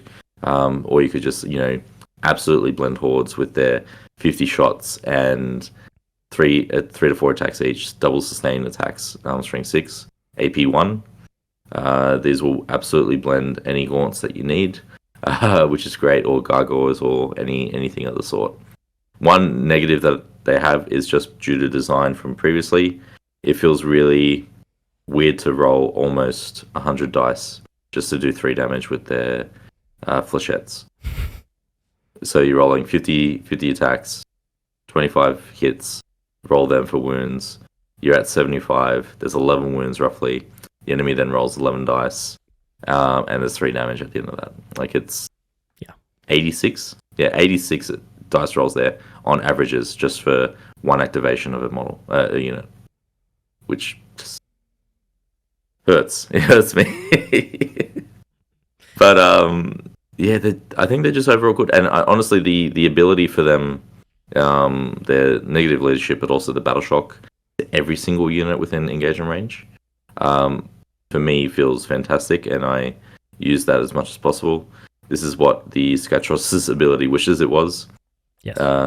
These are a lot better, and with battle line, being even more important than before, their ability gets even stronger as everything progresses. They are one of the best heroic intervention targets that we have. Not necessarily for the damage, but for, my opponent wanted to try and charge to contest this objective. Okay, I'm going to heroic these guys in here, take that battle shock test. They fail at 0 OC, they're not taking that back. There's a lot of plays where opponents want to tie things up and at the same time take an objective away, and these guys are quite good at defending objectives. I was doing this previously, and I will continue to do so. And I think one unit is basically mandatory to have, because there's a lot of armies right now that have infiltrating units that will be able to move block you, push you back, slow down the Admech army, and I think you need to have one space on the board that you can just guarantee move up the board into. So I've been basically throwing one unit into every single list. I haven't been running tons of them, but I think there's options to do so if you wanted to run the larger squads and have a lot of move blocking aggressively if you need Definitely. to. So I think... Yeah, I mean, there's a user case. You could run a unit of 10 now, right? And just try and blend. But I guess I did run 2 units of 10 previously, so my Hunter Cawl list is wild. Yeah. So I'm feeling their auto pick. I think infiltrating is just so powerful, and outside of Hunter Cohort, you can't really get too much infiltration going on because you have Clandestine Infiltrator there. Mm-hmm. But I've even dropped that just for running Infiltrators because I like having that early action unit as well. Yeah, and it's cheap, 70 points for their 10 wounds. -1 to hit, 5 up invuln. Feels really good. Yeah, I agree. Ruststalkers. So these guys also got a big datasheet upgrade in that they are now 5 attacks, and they have strength 5, and they can get way more AP than previously, especially in the Hunter cohort where you can do the stratagem. So what does this mean? And they did go up in points. They're 75 for 5, 150 for 10. So decent increase, especially because they had just gone down, and now they went back up 30 points for a 10-man. It feels pretty darn reasonable. They're very fast. They love advance and charge in the Hunter cohort because they get those bonuses to their mobility. Great coming out of a Dune Rider. And now they do blender regular type of Marine equivalents down to trash. They blender those type of units, where previously they barely killed anything whatsoever. They still have a problem into Terminator bodies and above. They don't really smack well into, light vehicles or specifically like elite infantry and real vehicles. They don't do that job. And the reason is they don't really have too many ways to reroll wounds to really proc as many dev wounds as you would want. And strength 5, very solid against the infantry area, is not great into a lot of the harder to kill vehicles. So I have not put them on the table since the update. I've rolled them out a bunch of times, and I found that into the targets that I really want to kill, they haven't helped enough to make me want to run a lot of them, is my opinion right now. However, and especially because the meta is not going to be as horde oriented as it just was in the past couple months, that type of meta, Ruststalkers is so good into. The coming meta, maybe not so much. How do you feel about them? I have a bit of a love-hate relationship with them. So I think that they are definitely good right now. Now, on math, they actually trade slightly higher than a assault intercessor squad that's fighting something on an objective. So that's a positive. The output as a whole might not seem like it's a lot, but they are only 75 points. They are fairly cheap. I think 10 mans can sometimes be a bit tricky because they are 10 40 mil bases in equivalence to guys that's 10 Terminator size bases. And getting all of them with our new combat rules into combat can be really hard. That being said, their mobility is something. It's pretty darn good, and their mobility enables them to be able to be used in a different way. Now, they're not the blenders that they used to be in 9th.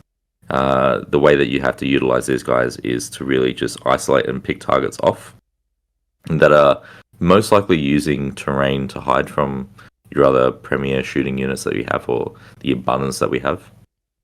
Take them out, and then if possible do some harassing plays to be able to then tag, pick, other things like that, and just play around like that. It's obviously nice to have 2 units that can uppy downy in Hunter Cohort for 1 CPs. That feels really good as well.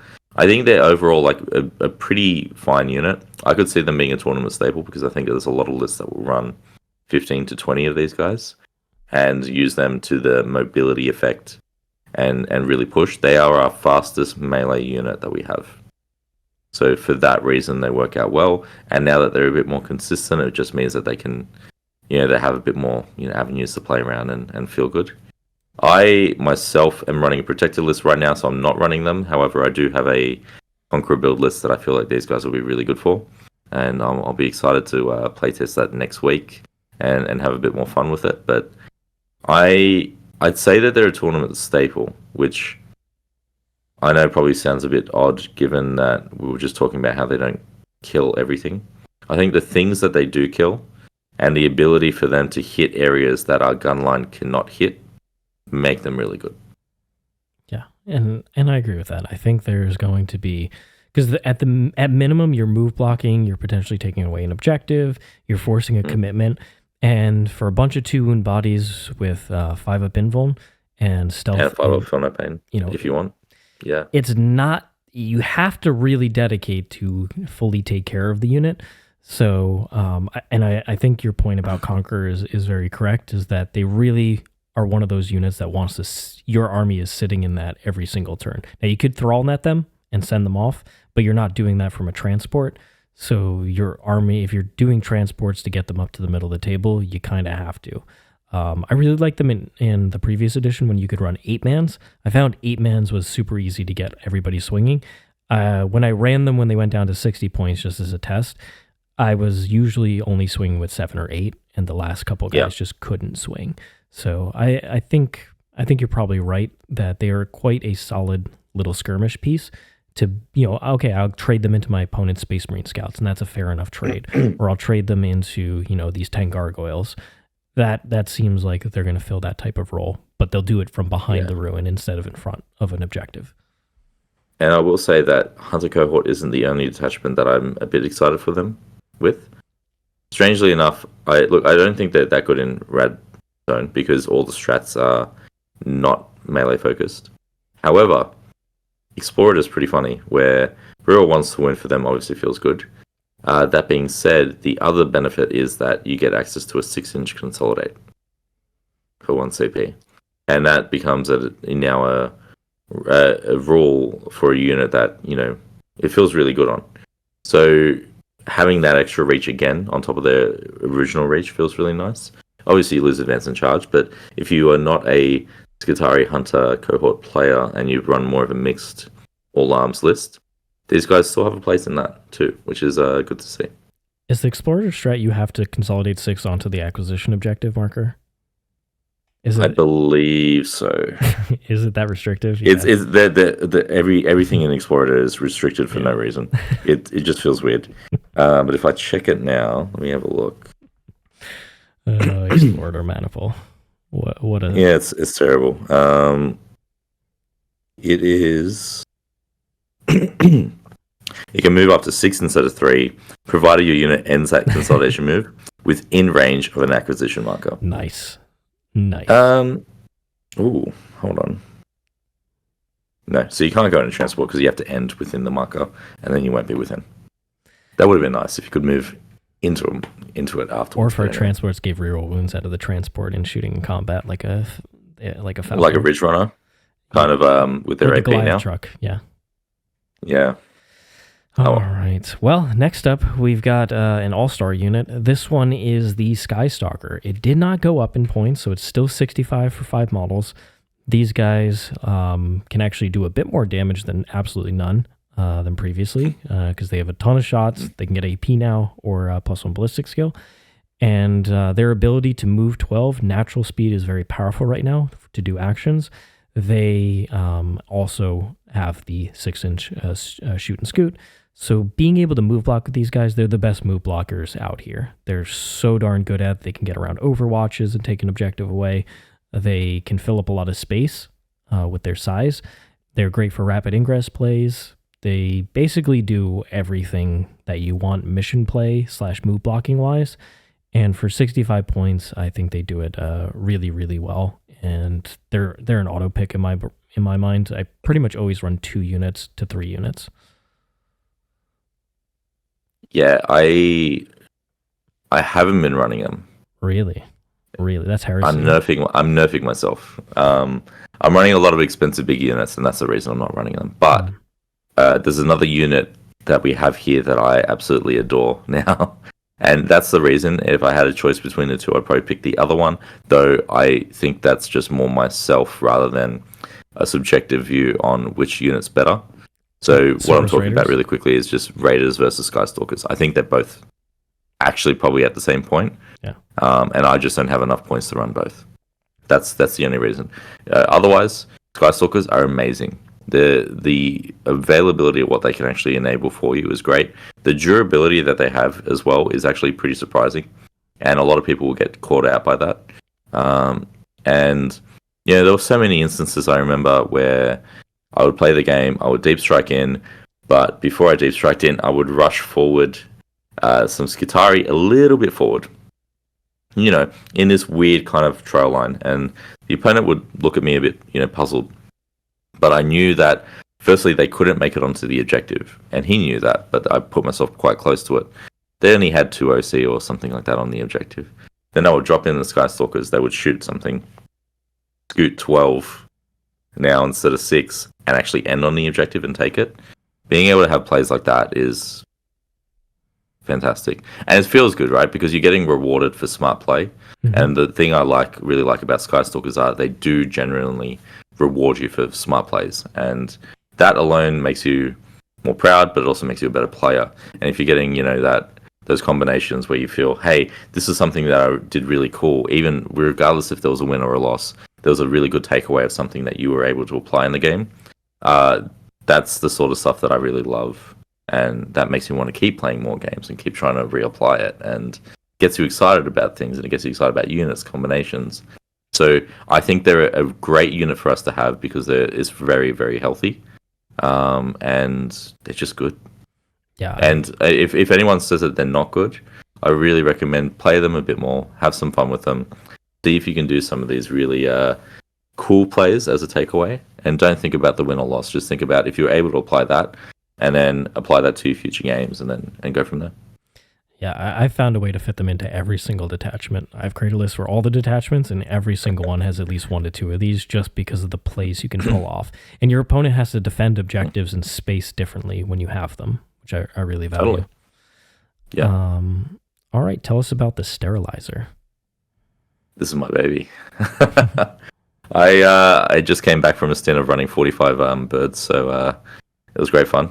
A lot of tears, a lot of magnets broken, a lot of different things broken. But the staple of my 146 model list was that I had 30 sterilizers in it as well.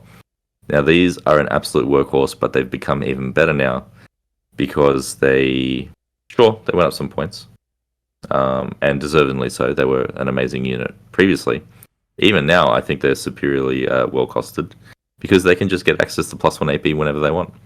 There's nothing about the enemy's deployment zone now, and it just feels fantastic. Now, they are one of the best users for go back up into reserve strat within Hunter Cohort, I find. Being able to get some angles that the opponent didn't realize you were able to get, and then just dropping in and making your plays is huge. Obviously, Assault and Conqueror is what they want, so getting that extra AP, being able to advance and shoot just feels fantastic. There was one instance where I was versing World Eaters, and I had an abundance of CP because I try to actually keep my CP and not burn it on little things. And they moved forward ready to charge one of my units, and they ended up on an objective. So I ingressed in behind my Skitarii that they were going to charge. When he went to charge, I overwatched, wiped majority of the unit. Actually, I might have wiped the whole unit, and then I just put myself back up in the skies afterwards. That there is a level of disrespect you can't really do with many other units, and they're just good. Look, 10-point increase per 5 feels more than fine, and they got better. And now they can actually slap in melee a little bit as well, because they still have 2 attacks each. The leader obviously has 3 with a double sustain hits Taser Goad. You'll make them hit on 3s because you do want to run Conqueror with these guys. Strength 4 AP 1 damage. Means that they can actually still take out and pick a few targets at the very least at the end as well. Fantastic unit. For me, they're not an auto pick, but they're definitely a tournament staple. I see a lot of lists that are going to go 4-1 or higher that will be running these guys and running them to great success, similarly to what I've been doing as well. I think the one downside that they have is the sheer size the unit takes up. It's very difficult to position, it's very finicky, it's easy to knock the models down when you're trying to be super precise with where the flamers are going to be. Mm-hmm. And then I think they're one of the biggest losers from the fact that the lone op change is 18, not 12 anymore, because that was one of the key plays, is that you would have this bulky unit, but it was okay that it was out in the open because they're not going to get within 12 of you. And if they did, you would overwatch them. Mm-hmm. With the change to 18, they're probably one of the biggest losers from that, but they got a big upgrade in terms of that they do a lot more damage than previously and more consistently. So I agree with you. I think Tournament Staple is perfectly reasonable for them, and they're going to be seen in a lot of lists. They're great in 100 cohorts still, and you can run them in the others, and they very much want those Conqueror style lists. Definitely. I've been running some, even a Protector list anyway, but I would Cantic Thron at them in anticipation of the enemy's go turn. They would push forward. I would then send them up into the skies, drop them down. But lo and behold, they're still in Conqueror as well. So you can reap the benefits, which is nice. All right, Serberys Raiders. These guys remained at 60 points. They are 3 models instead of 5 that you would get from Skystalkers or other. But so they're easier to hide, I have found, and they have a reactive move. It's D6, or if you end wholly within a battle line, it's 6 inches.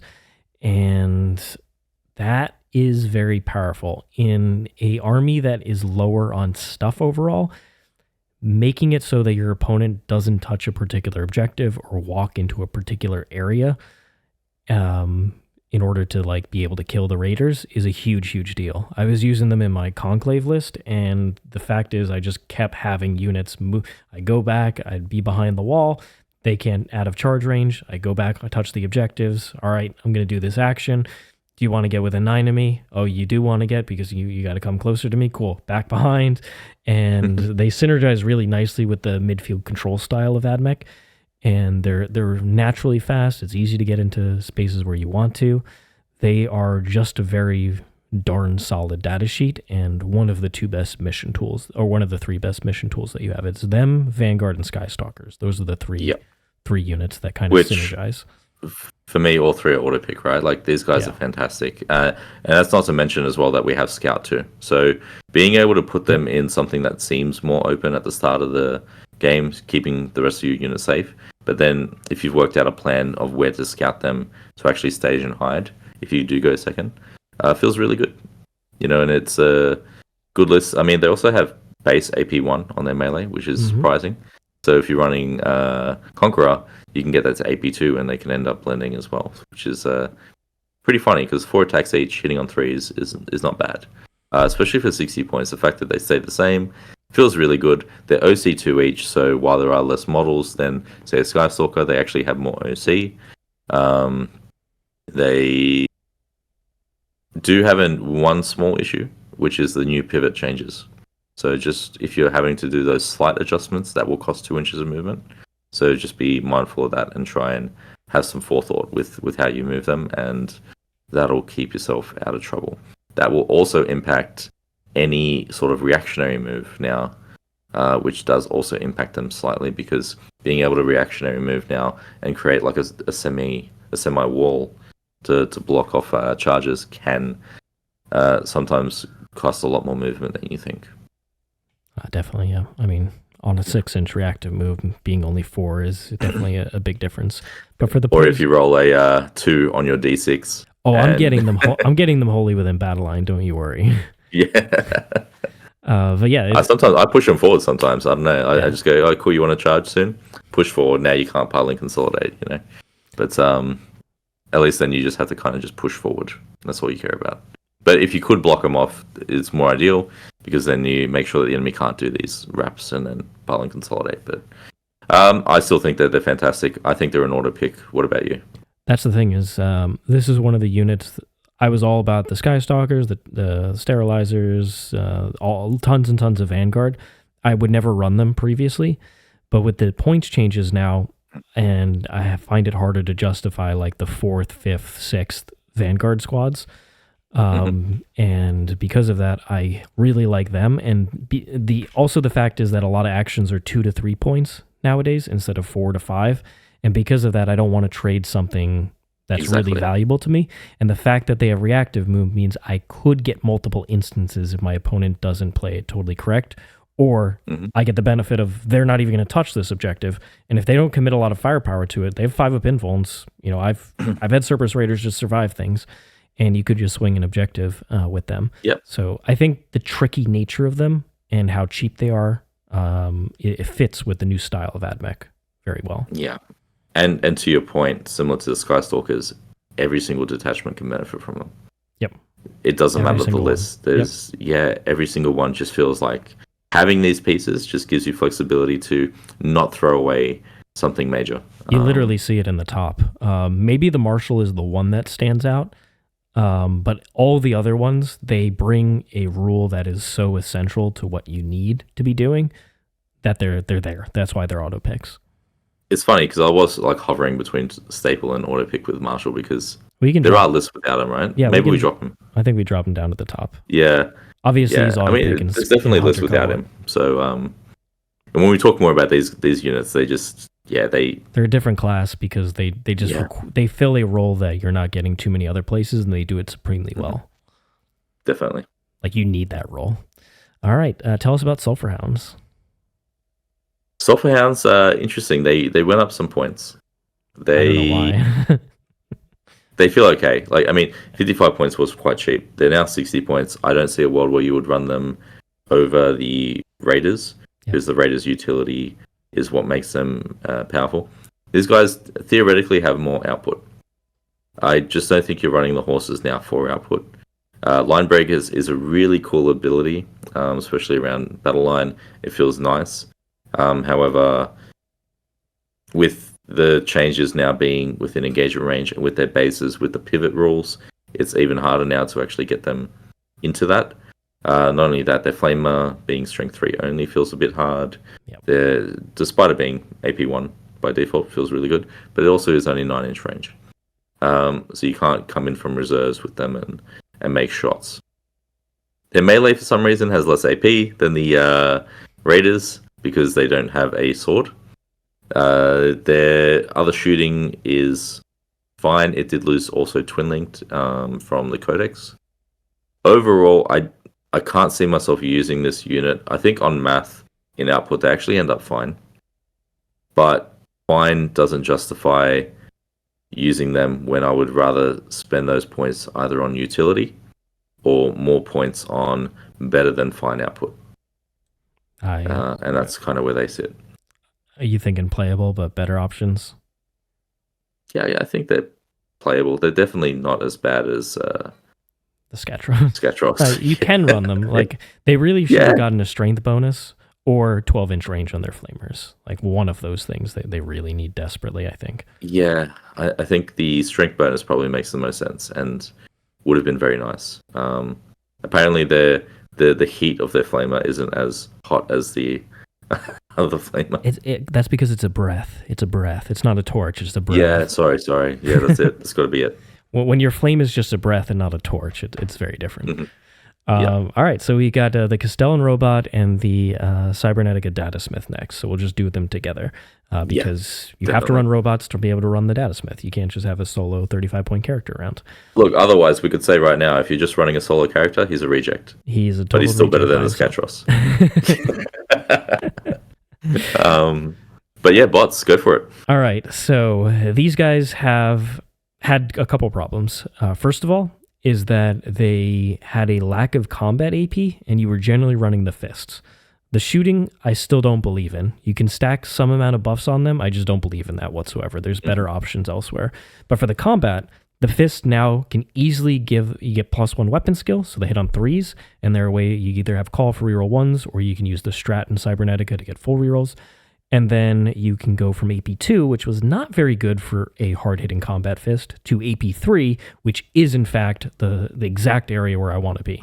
In addition, Cybernetica has a strat to be in both doctrines and in their detachment, which is how I'm going to rate them here, because I don't think you run them in any of the other detachments. I think it's only Cybernetica.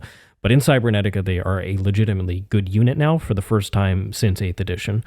And so what you get there is you can get ignore mods, and you can get both doctrinas. You get a lot of cool, interesting mechanics on these guys. And the other thing that they have going for them is Admech has a lot of cheap stuff to build around them to try and preempt your opponent's move blocks, which is their biggest downside, is that they can be stuck in front of cheap nonsense. They have flamers, so you could overwatch them, but like against Skystalkers or something that has an additional shoot and scoot, it's hard to get up the table, and you kind of need to because they're 400-point bricks. However, they hit genuinely hard now, and they're the one unit that I really want to run the Enginseers next to because they get healed and 5 Feel No Pain on one model that tanks. And a Shrug later as well with Necro. It's just great, yeah. So I think they are legitimately, if you're running Cybernetica, this is if you're running Cybernetica, they're auto pick in that detachment, but just basing it off of Cybernetica, they're like finally a solid good unit now with those buffs.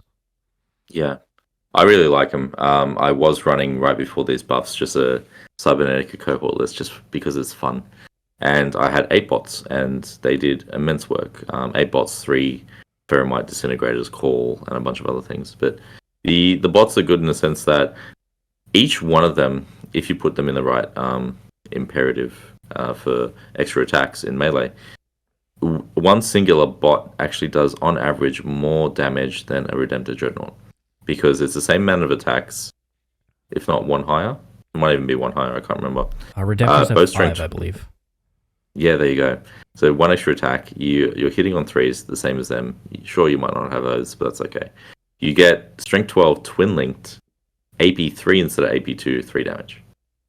And that's one bot, and you have a unit of 4, just 24 attacks. And it's brilliant. They still reflect mortal wounds. The strat for them to get +3 inches to move, +1 to advance and charge, gives them a bit more push, and is what makes them even more mandatory within Cybernetica cohort, especially between that and the Doctrinas.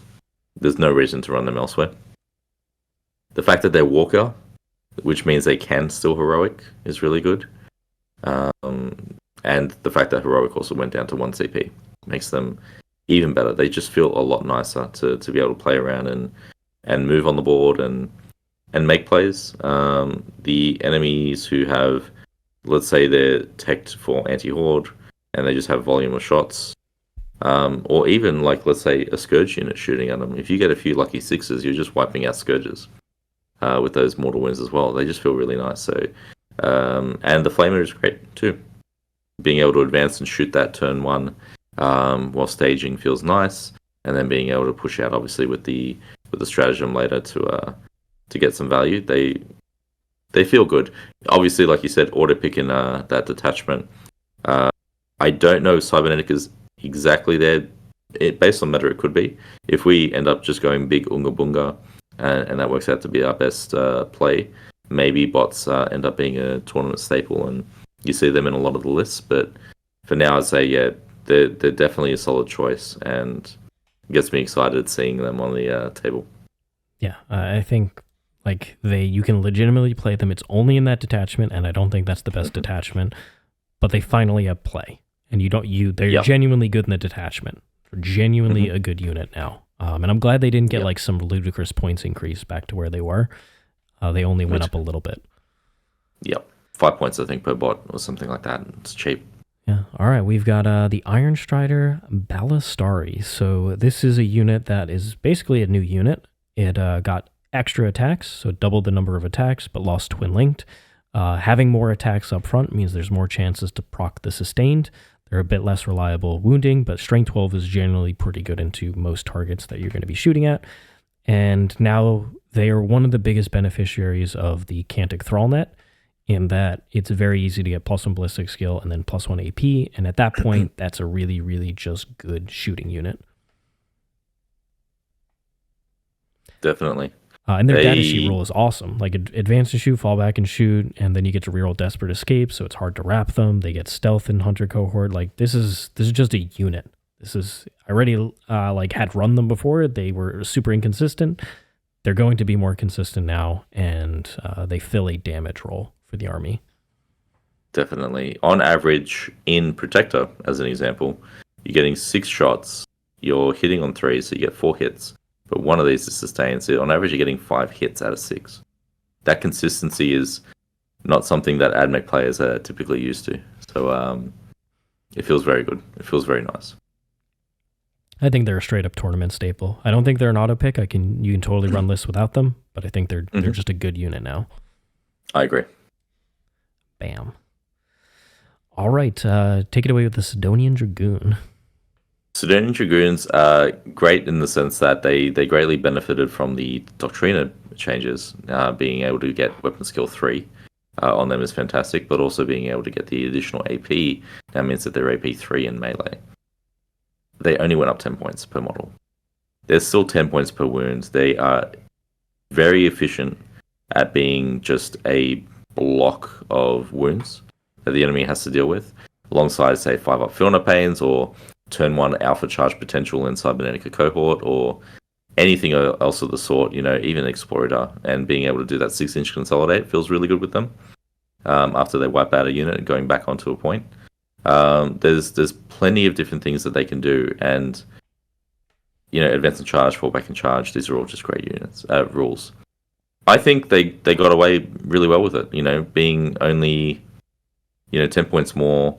They didn't get any nerfs whatsoever. You couldn't loan up them previously. You couldn't do anything else with the other changes. Tank shock is exactly the same for them, if not maybe a little bit worse because you don't get the +2 benefit. They just feel overall really good, and their pistol shooting actually works out better as well now. So there's a benefit there as well. It's great unit. I think they're definitely a tournament staple as well. You can run them, or you can either run them in tandem with Ballistarii and run a more elite list, or you could run one or the other. And I don't think anyone would say that you're actively hindering yourself. Obviously, in Conqueror builds, they just obviously synergize a lot more with the army. But I think Ballistarii are better.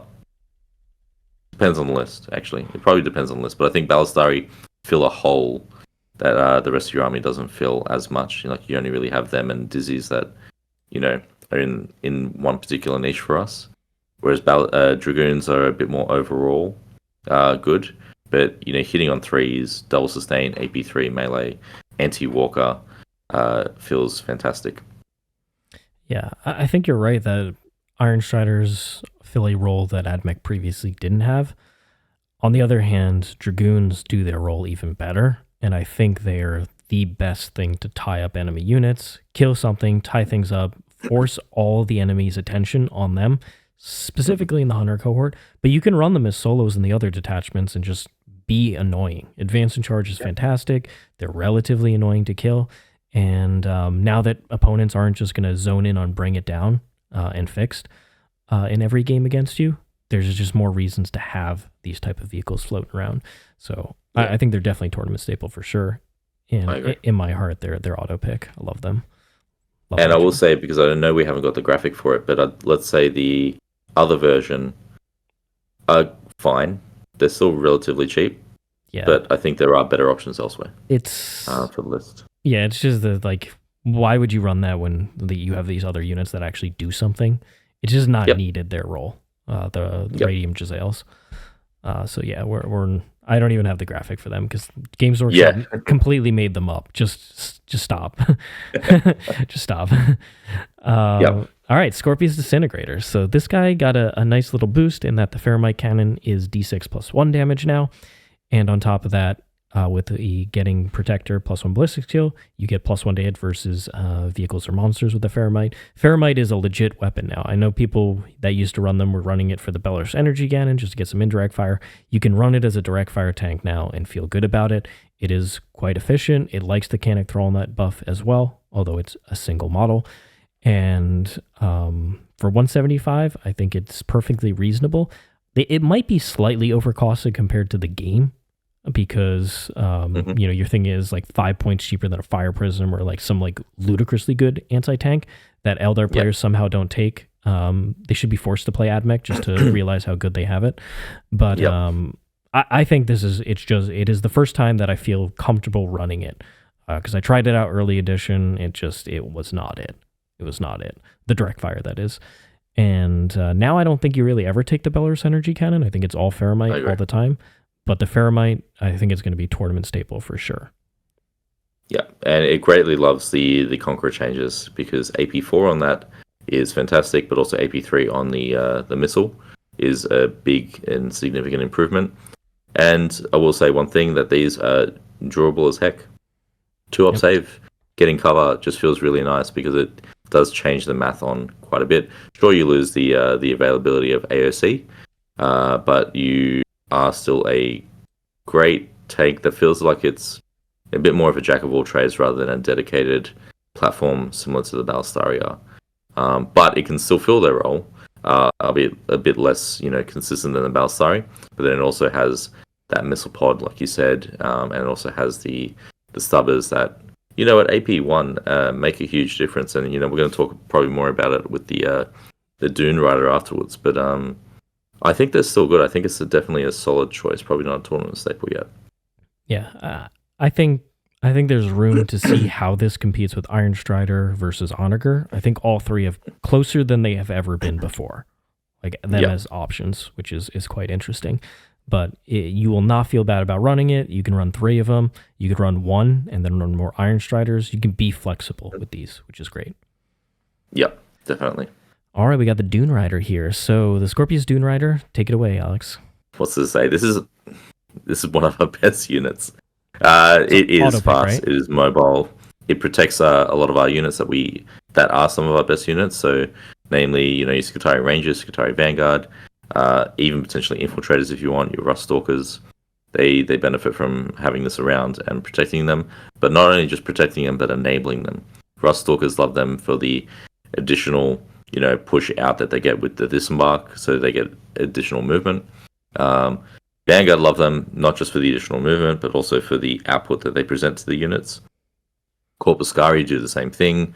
Fulgurites also love that mobility again, but just having something that's small, cheap, safe to actually get you to where you need to be and enable your premier units that you need to either trade, contest, or whatever it might be is great. Not only that though, the boat itself has 18 stubber shots when you're within half range that are sustained hits and twin linked, and now you will get easier access to the AP1.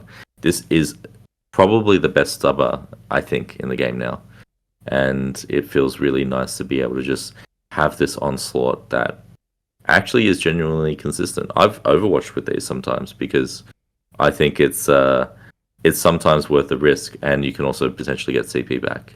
But if you need to just like plink off a few little shots, that can make a world of a difference.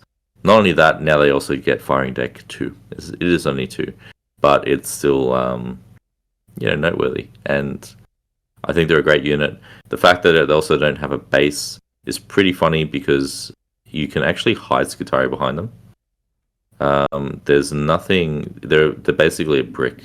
You actually can't measure underneath them. So if you have it on its side, and enemies are running traditional, height units, and not something like a Wraith Knight, the units actually can't see those little Skitarii hiding behind it. So you can actually be on objectives, holding it, doing actions, doing whatever, and you just put that brick right in front, and you're well protected, which is pretty nice as well.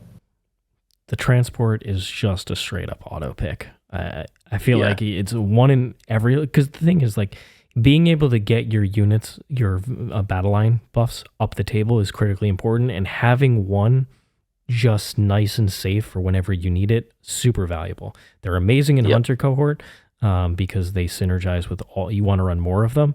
I think Kyrie Adraxis in a Vanguard squad is still really, really good, better than before. And like for how little it went up, I think like now it is just a really good transport for its cost. So I'm a huge fan. I think there's tons of utility in multiple different detachments to run these, and I'm pretty much always running one.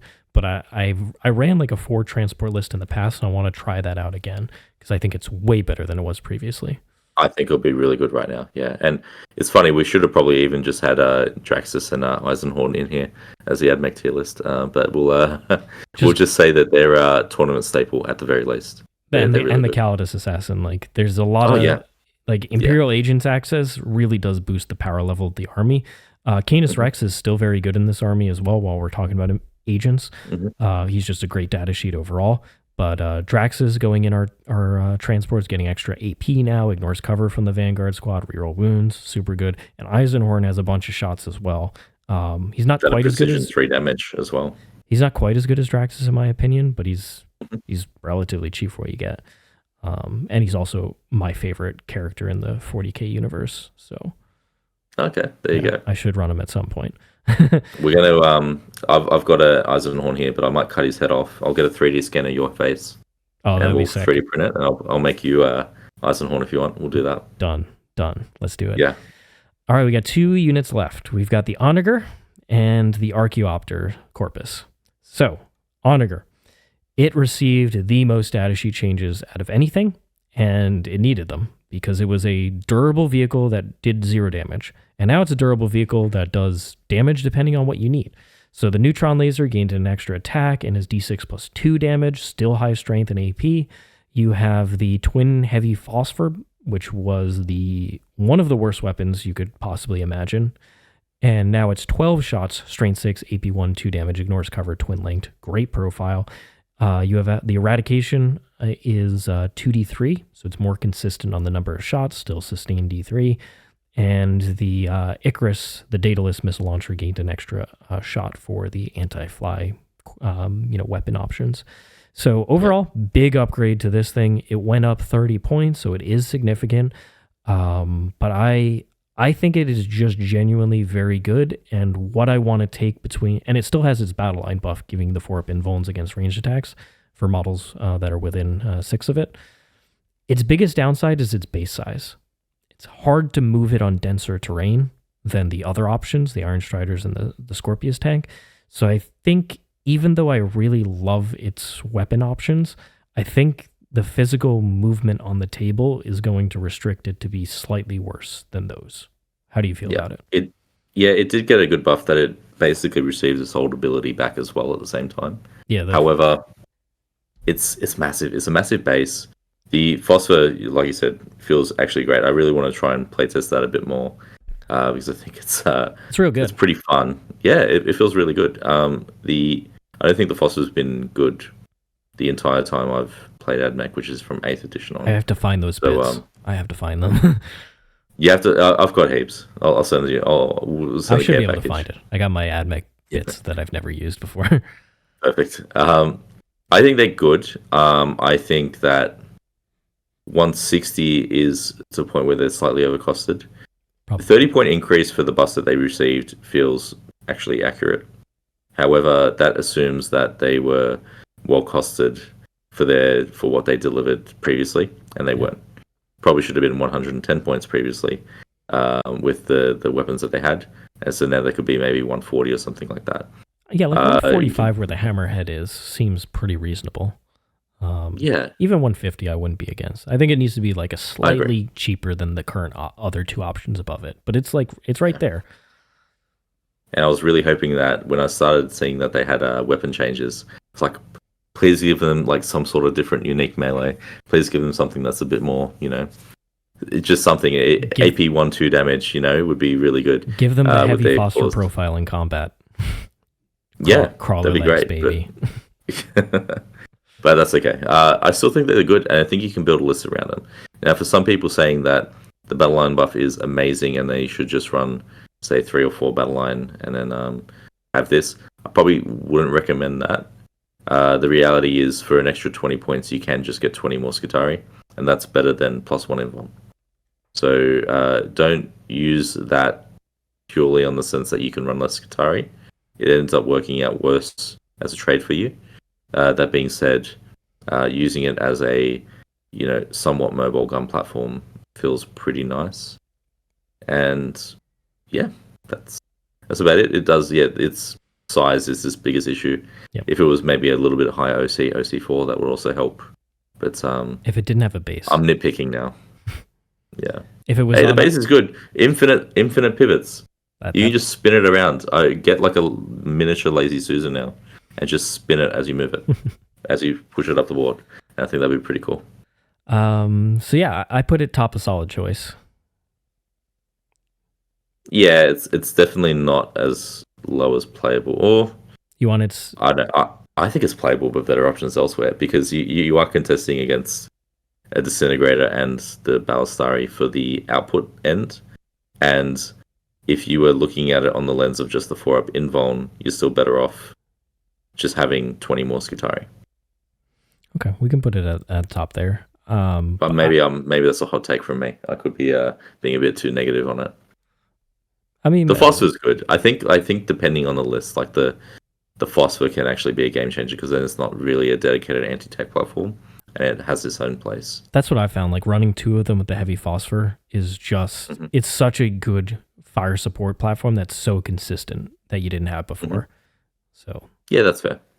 12 shots to speak. Let's put it solid choice, but maybe it'll be near the bottom end of that. But yeah.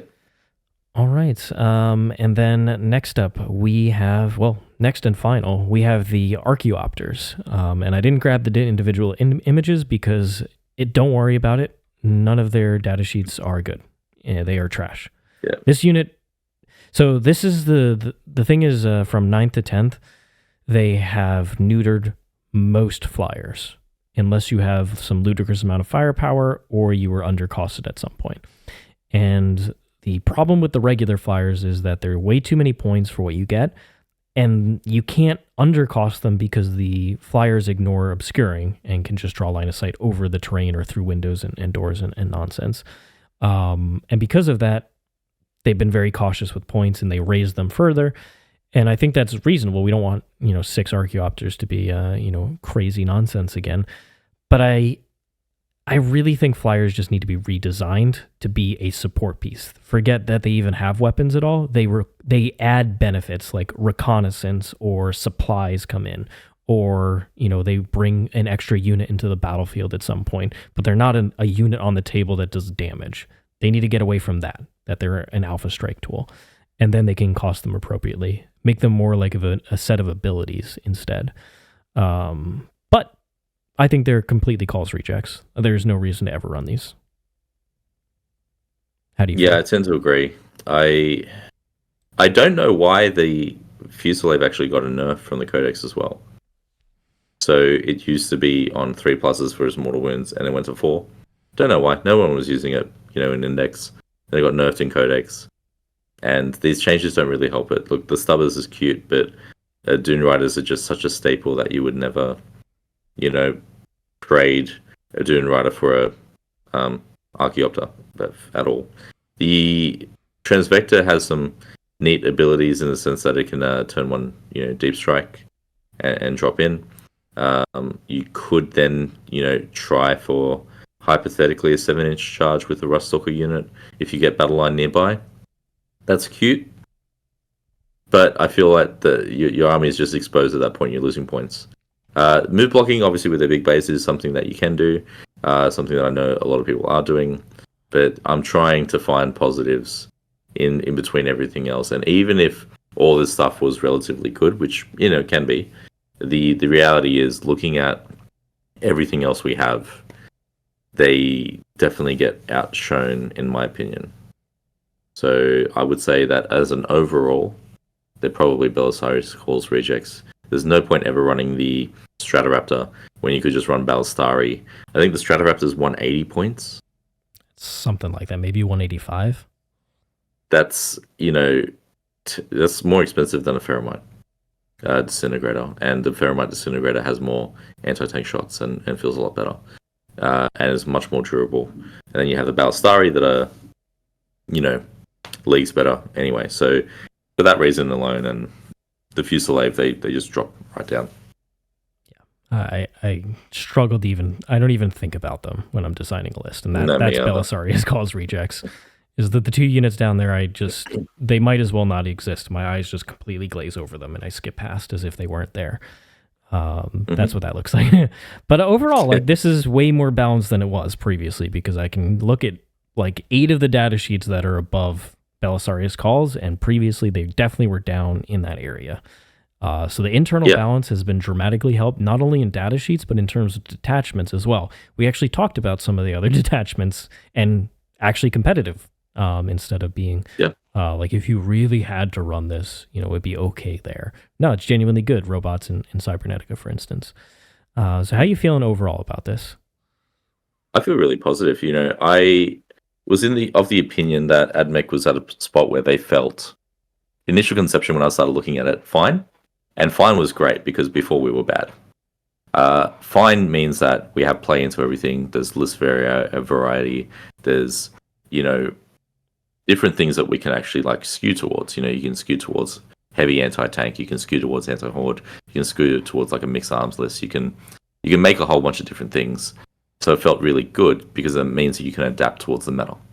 So for that reason, having that flexibility feels really good as an Admech player. Now, the initial idea was that it's fine. When you get all these changes at once, it's really hard to work out what's going to be the top dog. You have to remember that a lot of the top dogs also drop down. So once we see what the meta looks like, the availability of us being actually able to have build variety and different staples within our builds is a huge boon, because it gives us the flexibility to actually counter the meta, or even become the meta itself, and then just play through. So for that, I think we're actually more than fine now. We're at a point where we can, with our build variety, depending on what matchups we go into, we can actually absolutely dominate our opponents now. So it feels really good. I'm really excited about Admech. I think there's definite play there. There's definitely some weaknesses. I'm pretty scared to go into, say, Tyranids, maybe unless I was Datasam. But we'll see what happens. It's exciting. Deathwing Knights are going to be very annoying to deal with. The 4 wounds, -1 damage, 4 up invuln, AOC 2 up. There's going to be a couple armies that are quite annoying to deal with in general for them. But at the end of the day, Admech has play into pretty much any army. There are more things that you can do that isn't simply, oh god, I hope I move block them and that my opponent forgets that I have stuff all over the board and they overfocus on this one area, and now I score points everywhere. Because scoring points in Pariah Nexus is just harder. There's less points available, and it's harder to get a big differential. That Admech previously was able to get very big differentials by turn 4 and kind of coast off of that. It's a lot harder to do all that. You need kill power in Pariah Nexus, and now we have units that can actually do damage. That isn't, I kill a T3 body with no save. That's it. Yeah, it feels a lot better now. So I'm excited. Yeah, I think this update was like really well conceived in terms of offering multiple play styles, helping a lot of the different units, especially the ones that previously were supposed to be doing a role and were not doing that role. And then in terms of bringing Admech up to it, I think Admech will be, I've been saying like, I think low B tier is kind of where I'm thinking like as an initial placing. Now it could be higher than that, could be a bit lower than that, but I think like lowish B tier is where my initial impression is going of the power level. I don't think this is going to just be one of the best armies in the game. I think the points, I think without the points increases, yes, then that would have happened. But I think would have been egregious. Yeah, they were. I think they were careful enough with what went up, and I think in September the stuff that still probably needs a little bit of a boost is going to go up. Stuff that maybe is still a little too good will go up, or sorry, the first set will go down. And I think there's just a couple units that need something else. Scatros being one of them. Just a rule that matters. I don't know if we'll end up getting that, but it would be really nice to be able to use our new model for the edition. Definitely. It's it's exciting. Let's see what happens. Have some fun with it. There's so much creativity right now. There's a lot of buzz. We're talking about it a lot on obviously the War Discord. So any Admech players can jump onto that and speak to me and Richard here, and and even actually anyone in that Discord, right? Because they're flowing with ideas that they're really excited. So it's dedicated, long-time Admech players. They just want to play this army competitively. And diehards, diehard fans. So people who stuck with it during the dark days. Yep. So, and mentioning and building off of what you just said, we are going to be doing a list breakdown video. We're going to be playing some games over the next week or so, playing like a lot of Admech games, and going to be doing an updated list video in the War Room. So if you want to check that out, head over to the warroom.vhx.tv. By the time this is releasing, that should release as well. So head over there. There's that 3-day free trial, and you'll see tons of other content, including some of those Admech games I'll be playing. And in addition, if you've been watching, you enjoy this level of analysis, getting, internationally known experts on a particular faction and seeing them analyze the different data sheets, well, then please give us a like, subscribe to the channel, and tell your friends about us, as well as leave a comment below letting us know what you think overall about the tier list. What ones do you disagree with? Which ones have you found are pretty accurate? And what lists are you most excited to see? Because I know I'll be reading the comments. I'm sure Alex will be as well. And if you do end up joining us in the War Room, head over to the Discord and hang out with us, because there's just a lot of vibrancy about Admech that didn't exist previously. Alex, thank you so much for joining. Really appreciate you coming on and giving your thoughts here. And just you're such a friendly, fun person. Like I say, my favorite person in Australia. Don't tell Adam. I won't tell Adam. I won't tell Solly. It's fine. Oh yeah, I didn't even mention Solly. He's gonna be real mad if he watches this. But I know. I had to say his name just to help. Right? I know. I know he won't. I know he won't watch this. But not Admech. No, he hates Admech. It's fine. Exactly. So, thanks so much, everybody, for watching. We're gonna go ahead and send you off with a word from our sponsors, Rattlecan Studios. Thanks so much, and hope you enjoyed this one. We'll see you all next time.